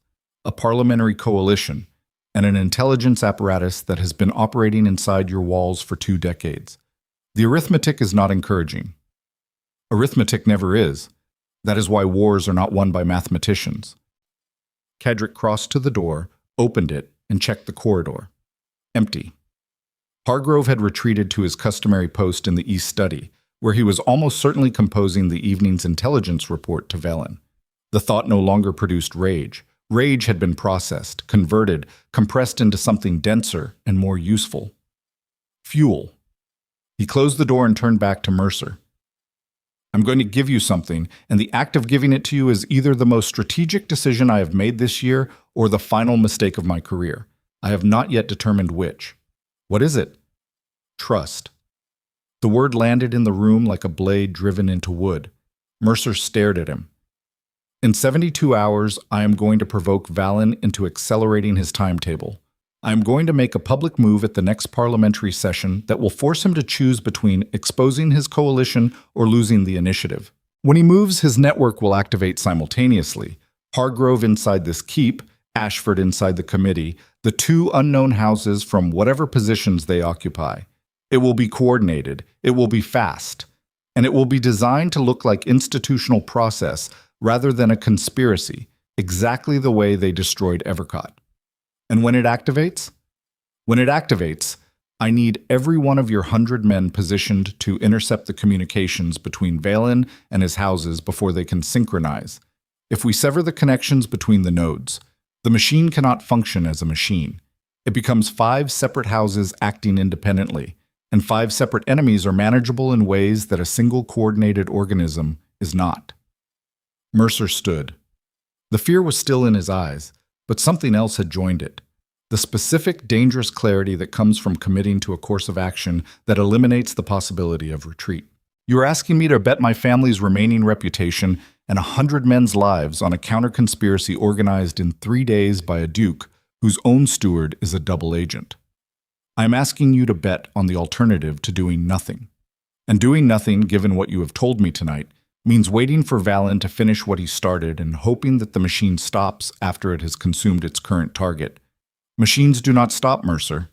They process. And after they process me, They will process the next threat to Valen's interests. Your father understood that. It is why he confessed.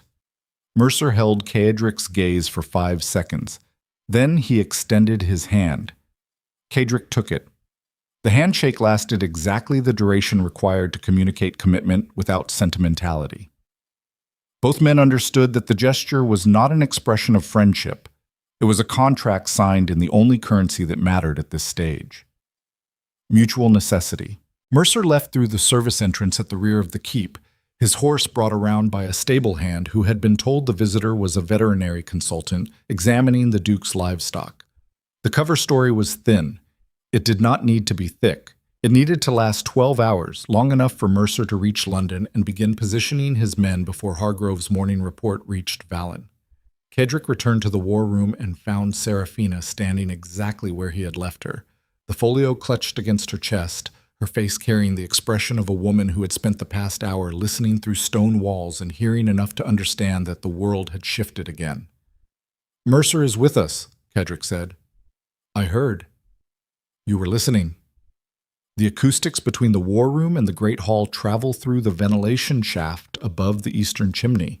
I discovered it during my second week here while looking for structural features that Hargrove's surveillance might have missed. Despite everything, despite the forged military orders, and the 19-year betrayal and the conspiracy closing around him like a fist, Caedric felt something move through his chest that he had not experienced in so long he almost did not recognize it. Admiration. Not the calculated respect he awarded to competent adversaries. Something warmer and more dangerous.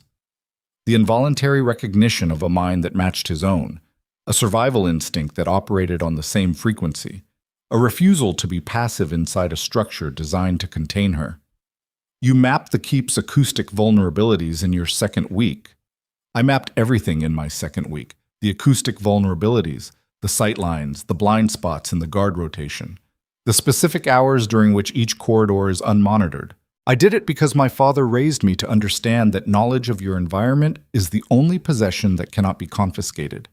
She set the folio on the table and opened it. The documents lay between them. Her father's handwriting mingled with Hargrove's, the evidence of a conspiracy and the evidence of its exposure coexisting on the same surface like opposing forces frozen mid-collision. 72 hours, she said. 72 hours. And then you walk into Parliament and detonate the entire structure. And then I walk into Parliament and force Valen to show his hand before his hand is ready. The advantage of controlled provocation is that it dictates the timing. And timing, in any conflict between institutional power and individual action, is the only variable that the individual can control. So, what do you need from me? Caedric looked at her across the table, across the documents, across the accumulated weight of everything they had discovered and decided and become in the week since she arrived at his keep, carrying a trunk packed by a dead man who had seen further into the future than either of them. I need you to do something that goes against every instinct you have. Which is, I need you to let Hargrove see the trunk. Her entire body went rigid. The reaction was physical, immediate, involuntary. The response of a woman whose most protected possession had just been targeted by the one request she could not process as strategy. No. Not the real contents. I need you to replace the documents with fabricated intelligence that supports the narrative I am building for Valen. Troop deployment plans that correspond to the forged orders. Strategic assessments that make it look like I am preparing for the northern conflict that does not exist. If Hargrove sees you hiding the trunk, he reports it. Valen investigates. They find what they expect to find, and it confirms their assumption that I am focused on the wrong threat. You want me to turn my father's last gift into bait. I want you to turn your father's last gift into the thing your father designed it to be. A weapon, deployed at the moment of maximum impact. Your father did not hide those documents to preserve them as relics.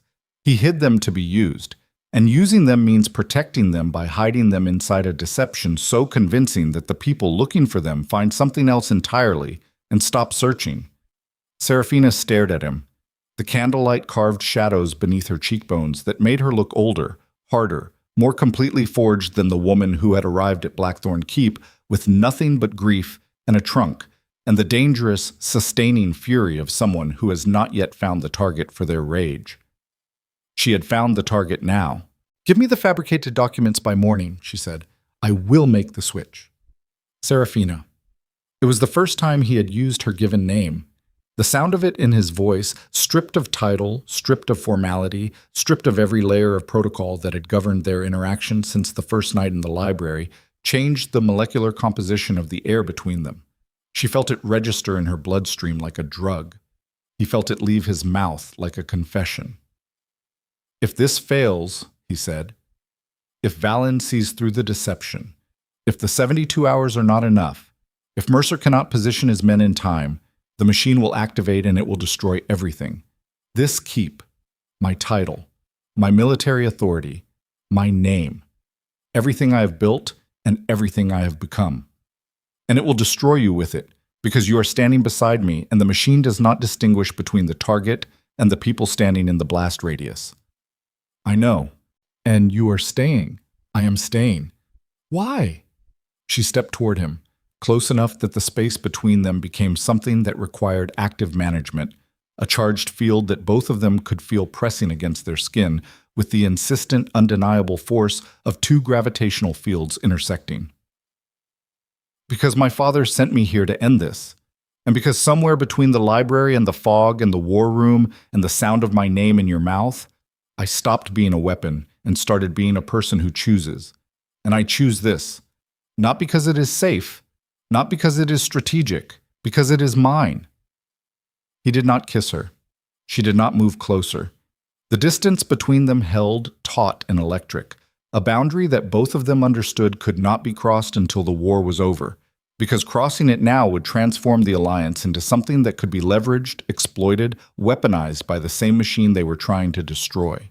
But the distance itself had become a promise, a deferred act, an IOU, written in the space between two bodies that had found each other inside a conspiracy and recognized, with the terrifying clarity of people who have spent their lives building walls, that the most dangerous thing either of them had ever done was not challenging Valen, or deceiving Hargrove, or preparing for a parliamentary confrontation that would determine the fate of an empire. It was standing this close to another human being and not retreating. Kadric turned away, walked to the table, began preparing the fabricated documents that would form the bait inside Serafina's trunk, the false intelligence that would feed Valen's machine exactly what it needed to keep running on schedule while the actual counterattack assembled in the shadows. 48 hours remained before the parliamentary session. 48 hours before the Duke of Blackthorne walked into a chamber full of men who had spent 2 decades engineering his destruction and detonated the only weapon he had left. The truth. At dawn on the second day, Hargrove knocked on Kadric's study door carrying the morning dispatches and a silver tray of coffee that smelled like normalcy. Kadric invited him in, accepted the coffee, reviewed the dispatches with the steward standing at his customary position beside the desk, and for 27 minutes they performed the ritual that had structured every morning of their professional relationship for 19 years. Kadric studied military reports. Hargrove summarized correspondence. They discussed scheduling. They reviewed intelligence briefs from the northern border, briefs that now contained the fabricated data Kadric had planted through channels he knew Hargrove was monitoring. And the entire time, Kadric watched the man who had betrayed him with the excruciating attentiveness of someone memorizing a face they are about to lose. Hargrove's hands were steady. His voice was even. His observations were sharp, professional, exactly calibrated to the Duke's operational needs. The performance of loyalty was immaculate, and the immaculacy was the horror, because Kadric could not find the seams. Even knowing the truth, even holding the evidence of 19 years of deception, he could not see where the real Hargrove ended and the manufactured one began. The mask had fused with the face. The cover identity had consumed the operative. Hargrove had become the thing he was pretending to be so completely that Kadric was no longer certain whether the betrayal was a performance of loyalty or the loyalty had been a performance of betrayal. The distinction should have mattered. It did not. "That will be all, Hargrove." "Very good, Your Grace. Shall I prepare the carriage for Westminster tomorrow?" Kadric looked up from the dispatches, held the steward's gaze for 1 second longer than routine required. "Yes, and lay out the black coat, the formal one." Hargrove inclined his head and withdrew. Kadric sat alone in his study, The coffee cooled untouched beside his hand. Through the window, he could see the northern road stretching toward a horizon where, somewhere beyond his sightline, 100 of Mercer's men were moving into positions that would determine whether the next 48 hours ended with Valen's destruction or his own. The morning light hit the glass at an angle that split it into prisms across the desk, and for one unguarded second, Kaedric placed his hand inside the fractured light and watched the colors move across his skin. Then the second passed. The hand withdrew. The Duke returned. And 36 hours from now, inside the oak-paneled chamber where England's most powerful men gathered to perform governance while practicing war, Kaedric Vale would stand before the assembled parliament and speak a dead man's name. And the machine would either shatter or swallow him whole. The morning Kaedric Vale walked into Parliament to destroy a conspiracy that had been destroying him for 20 years, he put on the black formal coat and stood before the mirror in his dressing chamber and did not recognize the man looking back. Not because the face had changed, the jaw was the same. The eyes carried the same cold river coloring that had been catalogued in parliamentary whispers and aristocratic gossip for a decade. The posture was identical. The vertical discipline of a man who had been taught since childhood that slouching was a form of surrender visible from across a room. Everything external remained precisely calibrated to the specifications of Duke Kaedric Vale, Northern Commander, political architect, the most feared name spoken in England's noble corridors. But the man inside the coat was someone else entirely. He had become someone else in the war room with Seraphina's hand on his chest, in the fog-drowned garden, kneeling over a dead man's evidence, in the great hall performing fractures for a steward who had been selling his patterns to the enemy for 19 years. Each moment had removed a layer of the architecture he had mistaken for identity, and what remained underneath was not the granite edifice he had spent his life constructing. It was something rawer, less refined, more dangerous precisely because it was no longer performing danger but simply embodying it, the way fire does not perform heat but simply burns. He adjusted his collar, checked the documents inside his coat, walked downstairs. Hargrove waited at the front entrance with the carriage prepared and the morning's final intelligence summary folded in his breast pocket. The steward's face was immaculate, composed, loyal. The performance continued because the performer did not know the audience had changed. "Your Grace, the carriage is ready. Shall I accompany you to Westminster?" "No, remain here. Manage the household. I will return by evening." A flicker behind Hargrove's eyes. Barely detectable. The steward had accompanied Kaedric to every major parliamentary session for 15 years. The break in routine was a data point, and data points were what Hargrove collected the way other men collected debts. "Very good, Your Grace." Kaedric paused at the door, turned, looked at Hargrove with the full, unshielded attention that he had been withholding for 3 days. Not with anger, not with the volcanic rage that had calcified inside his chest since discovering the betrayal. With something worse, clarity, the absolute uncontaminated understanding of what this man was, what he had done, and what he had cost. "Hargrove, Your Grace, you have served this household with extraordinary dedication." The steward's chin lifted 1 millimeter. Pride, genuine pride, the reflex of a man who, despite everything, still carried some authentic version of professional identity beneath the layers of deception. Or perhaps the pride itself was manufactured. Perhaps there was no authentic layer at all, just performance stacked on performance all the way down. A man who had been pretending so long that the pretense had consumed the person and left behind only function. Kaedric would never know. That was the cruelest part of betrayal by someone intimate. Not the act itself, but the retroactive contamination. Every memory rewritten, every moment of trust reclassified as evidence of blindness. The past does not change when you discover a betrayal, but your experience of the past changes so completely that it might as well have. "Thank you, Hargrove." The steward bowed. Kaedric stepped into the carriage. The door closed. The horses moved. And the Duke of Blackthorne rode toward Westminster carrying a dead man's testimony and the full, terrifying weight of a plan that would either resurrect his empire or bury him beside the man whose daughter was standing at the window of the East Wing watching the carriage disappear down the rain-darkened road. The parliamentary chamber was full, every seat occupied, every gallery packed, The air smelled of wool and ambition and the specific metallic tension that accumulates in rooms where powerful men gather to perform governance while practicing war.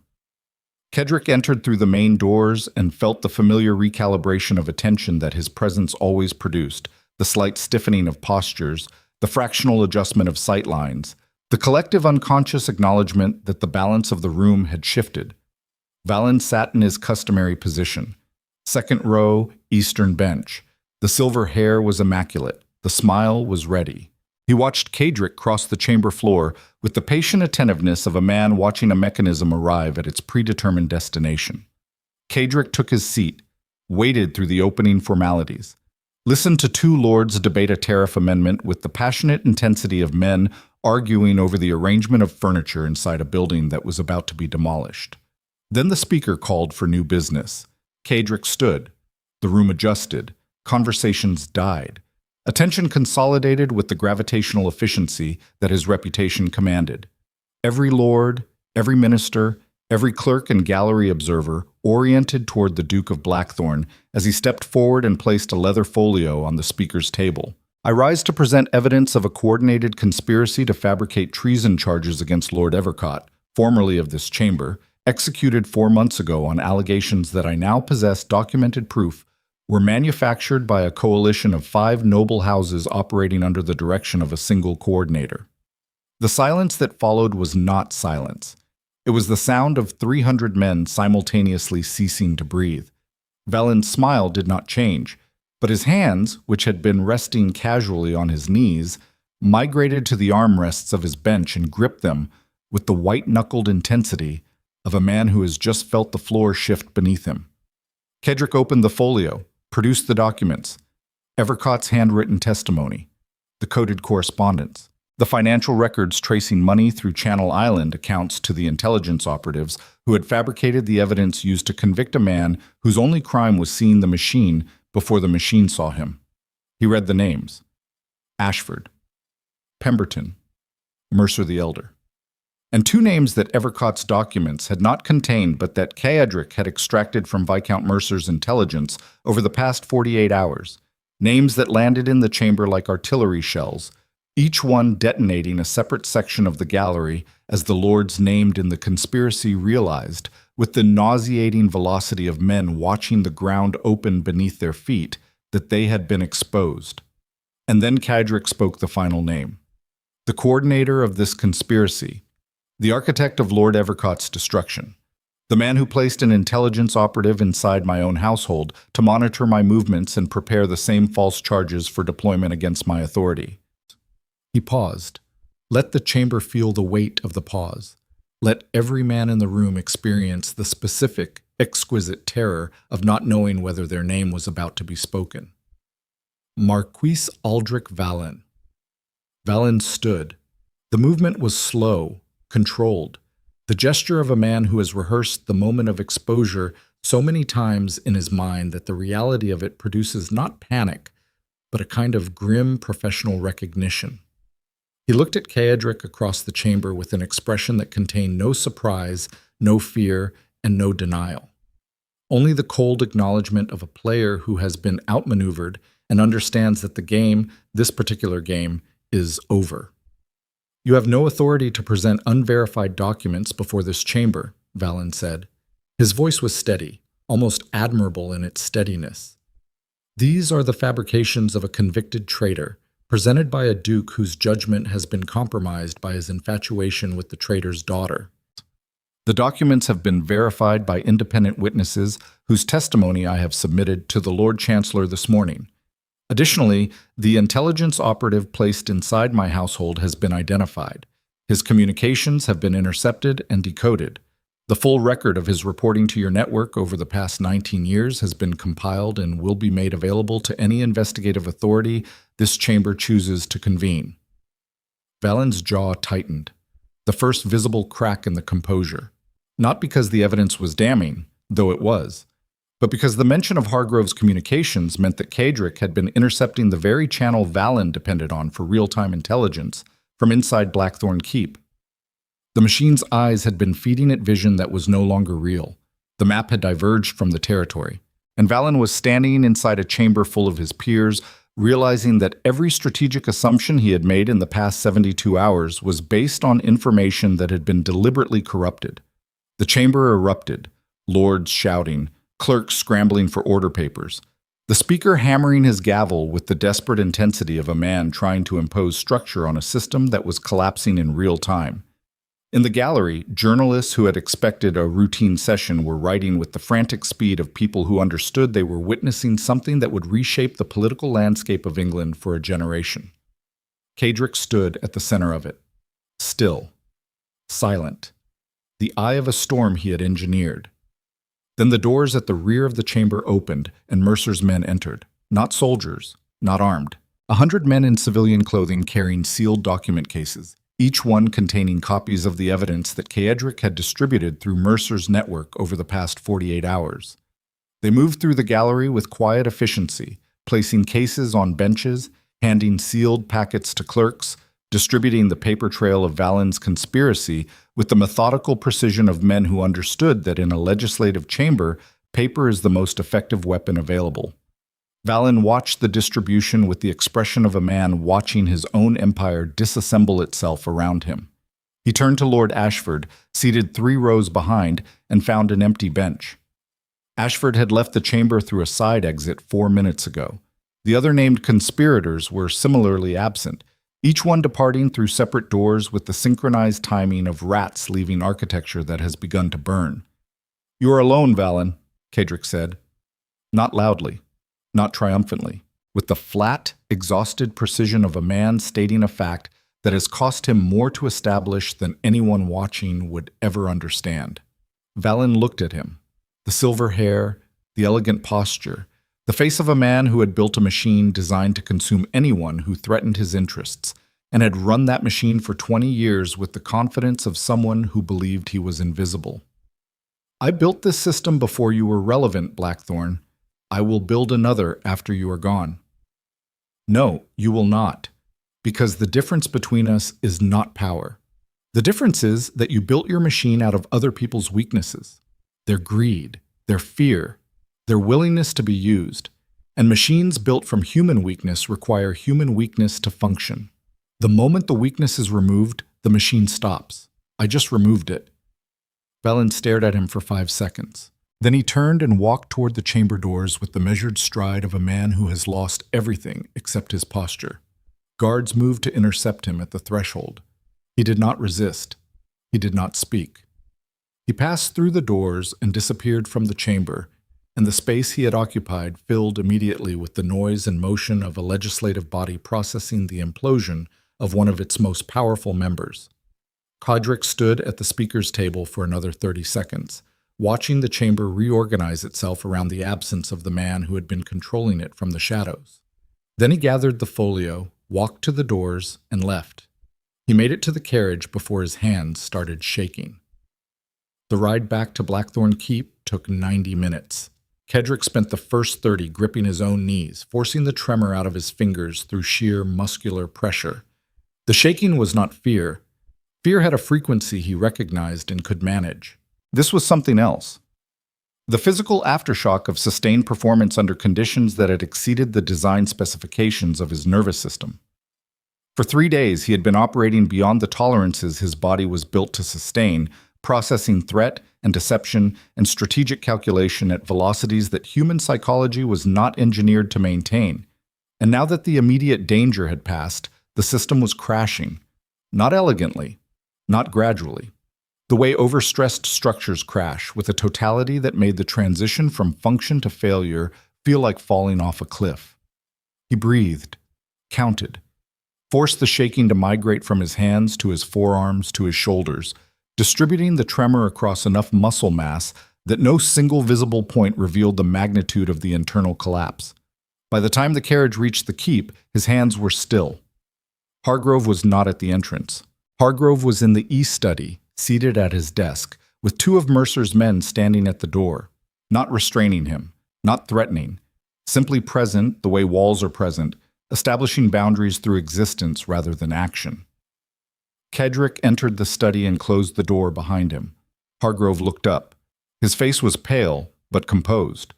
The professional mask still in place, though the infrastructure supporting it had developed cracks that were visible even from across the room. He had received word from London. He knew what had happened at Westminster. He knew that the channel he had maintained to Valen for 19 years had been identified, intercepted, and presented as evidence before the full chamber. He knew it was over. Your Grace. Hargrove. The two men looked at each other across a distance that was not measured in feet, but in years. 19 years of morning briefings and evening dispatches, and the intimate, granular knowledge that accumulates between two people who have shared the operational infrastructure of a life. Cadric knew how Hargrove took his tea. Hargrove knew the exact pressure of Cadric's handshake when the Duke was angry versus when he was afraid versus when he was performing confidence he did not feel. They knew each other the way foundations know the buildings they support, structurally, completely, in the language of weight and load, and the constant, invisible negotiation between force and resistance. How long? Cadric asked. From the beginning, Your Grace, before I entered your service. Was any of it real? Hargrove's mask trembled. The fracture was small but seismic, a micro-expression that traveled across his face like a crack racing through ice, revealing for one instant the human terrain beneath the 40-year performance of professional servitude. The work was real. The competence was real. The pride I took in managing this household was not manufactured. One can serve two masters and still take genuine satisfaction in the quality of the service. That is not what I asked. I know what you asked, and the honest answer is that I do not know. I have been performing loyalty for so long that I cannot reliably distinguish between the performance and the thing it was designed to imitate. If that uncertainty feels like a failure of character, I accept the judgment. But I will not offer you a clean answer when the truth is that the line between the role and the person disappeared so long ago that even I cannot locate it. Cadric absorbed that with the stillness of a man receiving a blow he had braced for. The honesty was more painful than a lie would have been. A lie could be rejected. Honesty of this particular variety, the kind that admits its own contamination, that confesses to being unable to distinguish between authenticity and performance, had no clean surface to push against. It was the confession of a man who had lost himself inside his own cover so completely that the loss itself had become the only genuine thing remaining. You will be taken to London, Cadric said.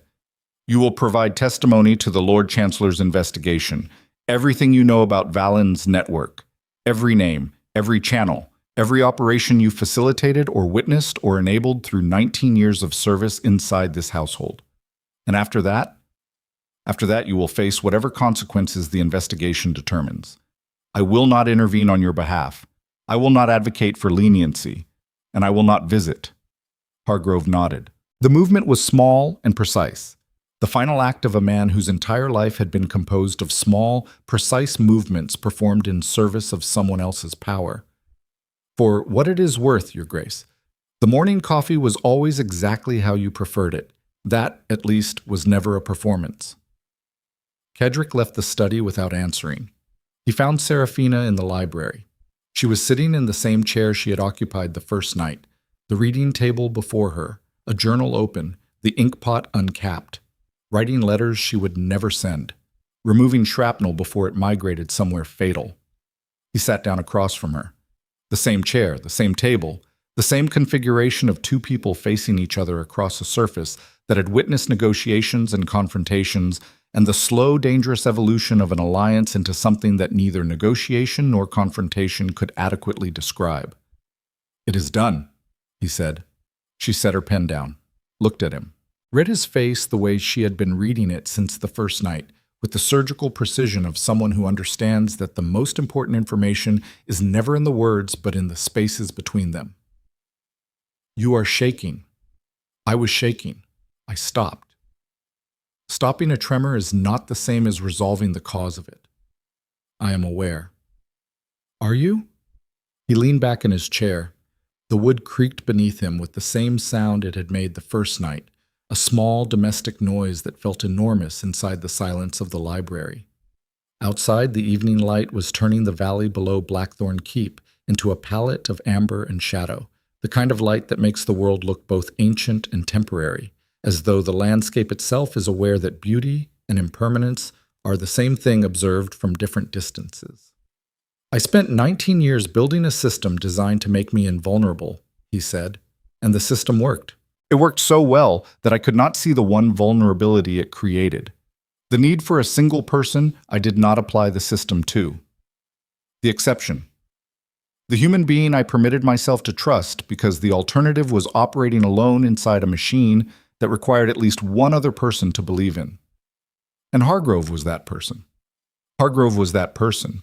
And the need that created him, the need for one unguarded connection, one relationship not governed by strategic calculation, was the thing that almost destroyed everything. And now?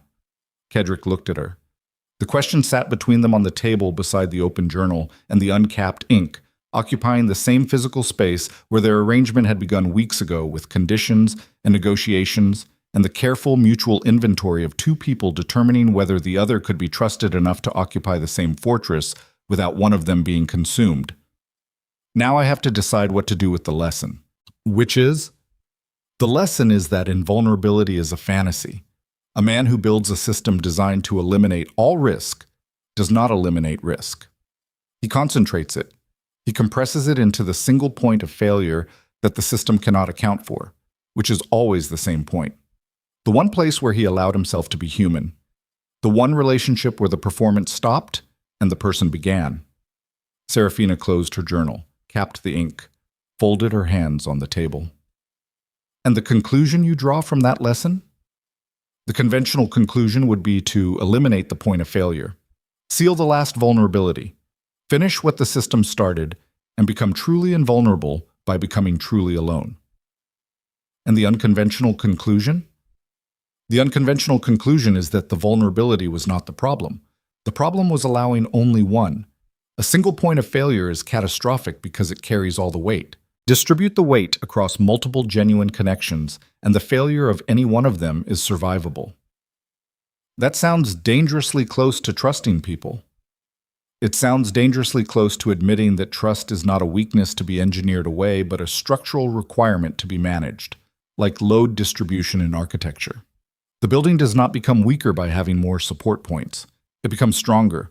But each support point is a place where the structure touches the ground, and touching the ground means accepting contact with something you cannot fully control. Serafina watched him speak with the expression of a woman witnessing a demolition that she had helped initiate and was now watching produce something unexpected in the rubble. Not reconstruction, not the reassembly of the old architecture in a new configuration. Something genuinely different. A man arriving at a conclusion that his entire life had been designed to prevent him from reaching, not through defeat, but through the specific, irreversible education that comes from discovering that the thing you built to protect yourself was the thing that made you most vulnerable. My father would have liked you, she said. Your father used me as a delivery mechanism for a geopolitical counterstrike without my knowledge or consent. Yes, he would have liked you. You are exactly the kind of man he understood. Brilliant, ruthless, structurally incapable of asking for help, and absolutely certain that control is the same thing as strength until the moment you discover it is not. Is that what he was? That is what he was, and what he learned too late, and what he tried to pass on to me by hiding evidence inside a trunk and trusting that eventually I would find it and deploy it alongside someone capable of using it. He could not save himself, but he could design a mechanism that might save the people who came after him. A mechanism. He turned his death into a strategy, his execution into a delivery system, his daughter into a courier for the truth that would eventually dismantle the machine that killed him. It was the most brilliant and the most unforgivable thing he ever did. Have you forgiven him? I have understood him. Forgiveness is a different project, longer, less architectural, more like weather than construction, something that arrives on its own schedule regardless of how many plans you make to accommodate it. Kedrick looked at her across the table. The library was quiet. The candles burned steadily. The windows behind her framed the darkening valley in leaded glass that was older than the conspiracy they had just dismantled, older than the power structures that had produced it, older than the assumption that dominance and survival were synonymous. I used your name, he said, at the Ashworth reception and in this library and in the war room and in the garden. I used your father's evidence and your presence and your intelligence as instruments in a campaign that served my survival first and your justice second. The order was not accidental. I know. And you stayed anyway. I stayed because the order does not matter as long as the outcome includes both. My father understood that. Alliances do not require identical motivations. They require compatible ones. Your survival and my justice were never in conflict. They were parallel operations running on the same infrastructure. And now that the operation is over, Serafina unfolded her hands, placed them flat on the table. The same gesture she had made the first night, mirroring his posture, establishing the symmetry that had existed between them since the moment she looked across this table and recognized in him the same architecture she carried inside herself. Now we decide what the infrastructure was built for. Kadric reached across the table. Not quickly, not impulsively.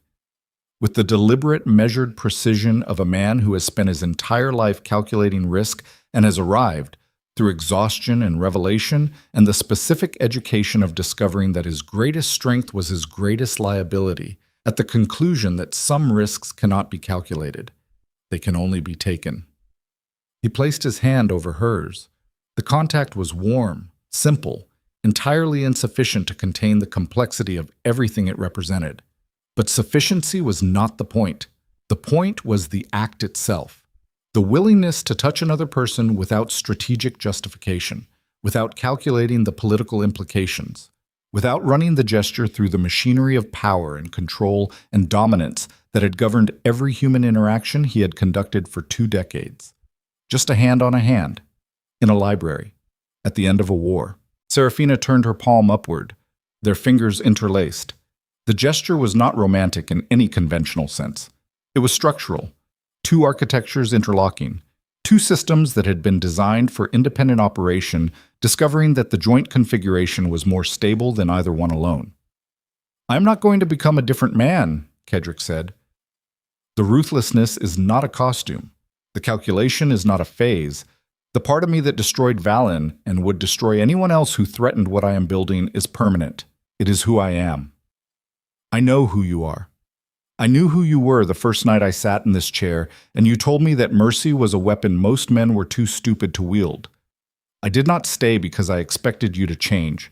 I stayed because I recognized that the man you are is the man this situation required. The question was never whether you were ruthless. The question was whether you were ruthless and something else simultaneously. And you are standing in your own library with your hand in mine telling me that you are not going to change, which is itself the most significant change I have witnessed in you since I arrived. A man who cannot change does not announce it. He simply remains. The announcement is the evidence that the architecture has already shifted." He almost smiled. The expression reached his eyes this time, settling there with the unfamiliar warmth of a muscle being used for the first time in years, tentative and slightly painful and absolutely irreversible. "Your father was right about one thing," he said. "You are the only thing he built that deserved to survive." He was right about 2 things. He said the men who destroyed him would eventually come for you. And they did. And they lost. The library settled around them. The candles burned lower. Through the ancient windows, the last light withdrew from the valley below Blackthorne Keep, pulling color from the landscape in slow degrees until the world outside was reduced to shapes and shadows and the distant outline of mountains that had existed before power and would exist after it. Kadric Vale sat in his library with Serafina Evercott's hand in his and understood, with the hard-won clarity of a man who has walked through his own destruction and emerged carrying pieces of himself he did not know he had lost, that the most dangerous thing he had ever done was not facing Valen before Parliament. It was not operating alongside a compromised steward while feeding false intelligence to a conspiracy designed to destroy him. It was not standing in a fog-shrouded garden at midnight, opening a dead man's secrets.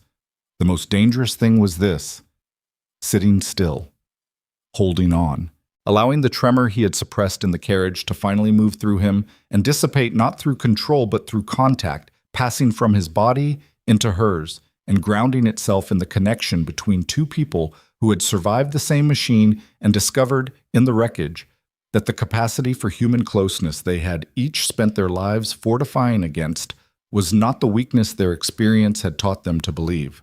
It was the thing that remained after the fortifications fell. Outside, the night settled over Blackthorne Keep with the absolute certainty of darkness arriving on schedule. Guards patrolled the walls. Fires burned in the hearths.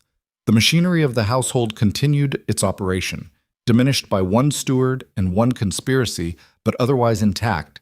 The architecture of power adjusting to the new configuration with the same adaptive efficiency that had sustained it through centuries of upheaval. And in the library, in two chairs positioned across a table that had witnessed the beginning and the end and the transformation of everything between them, the Duke and the woman who had arrived as his ward and become his ally, and evolved into the only person alive who understood both the mechanism and the man sat together in the quiet and let the silence between them become, for the first time, something that did not need to be filled. Not with strategy, not with calculation, not with the elaborate performance of control that had governed both their lives since the respective moments when they each learned, through loss, that the world punishes vulnerability and rewards armor. Just silence. Warm and imperfect and shared. The kind of silence that exists only between two people who have stopped performing for each other and started simply being present, which is, in the end, the only form of power that does not require a machine to sustain it.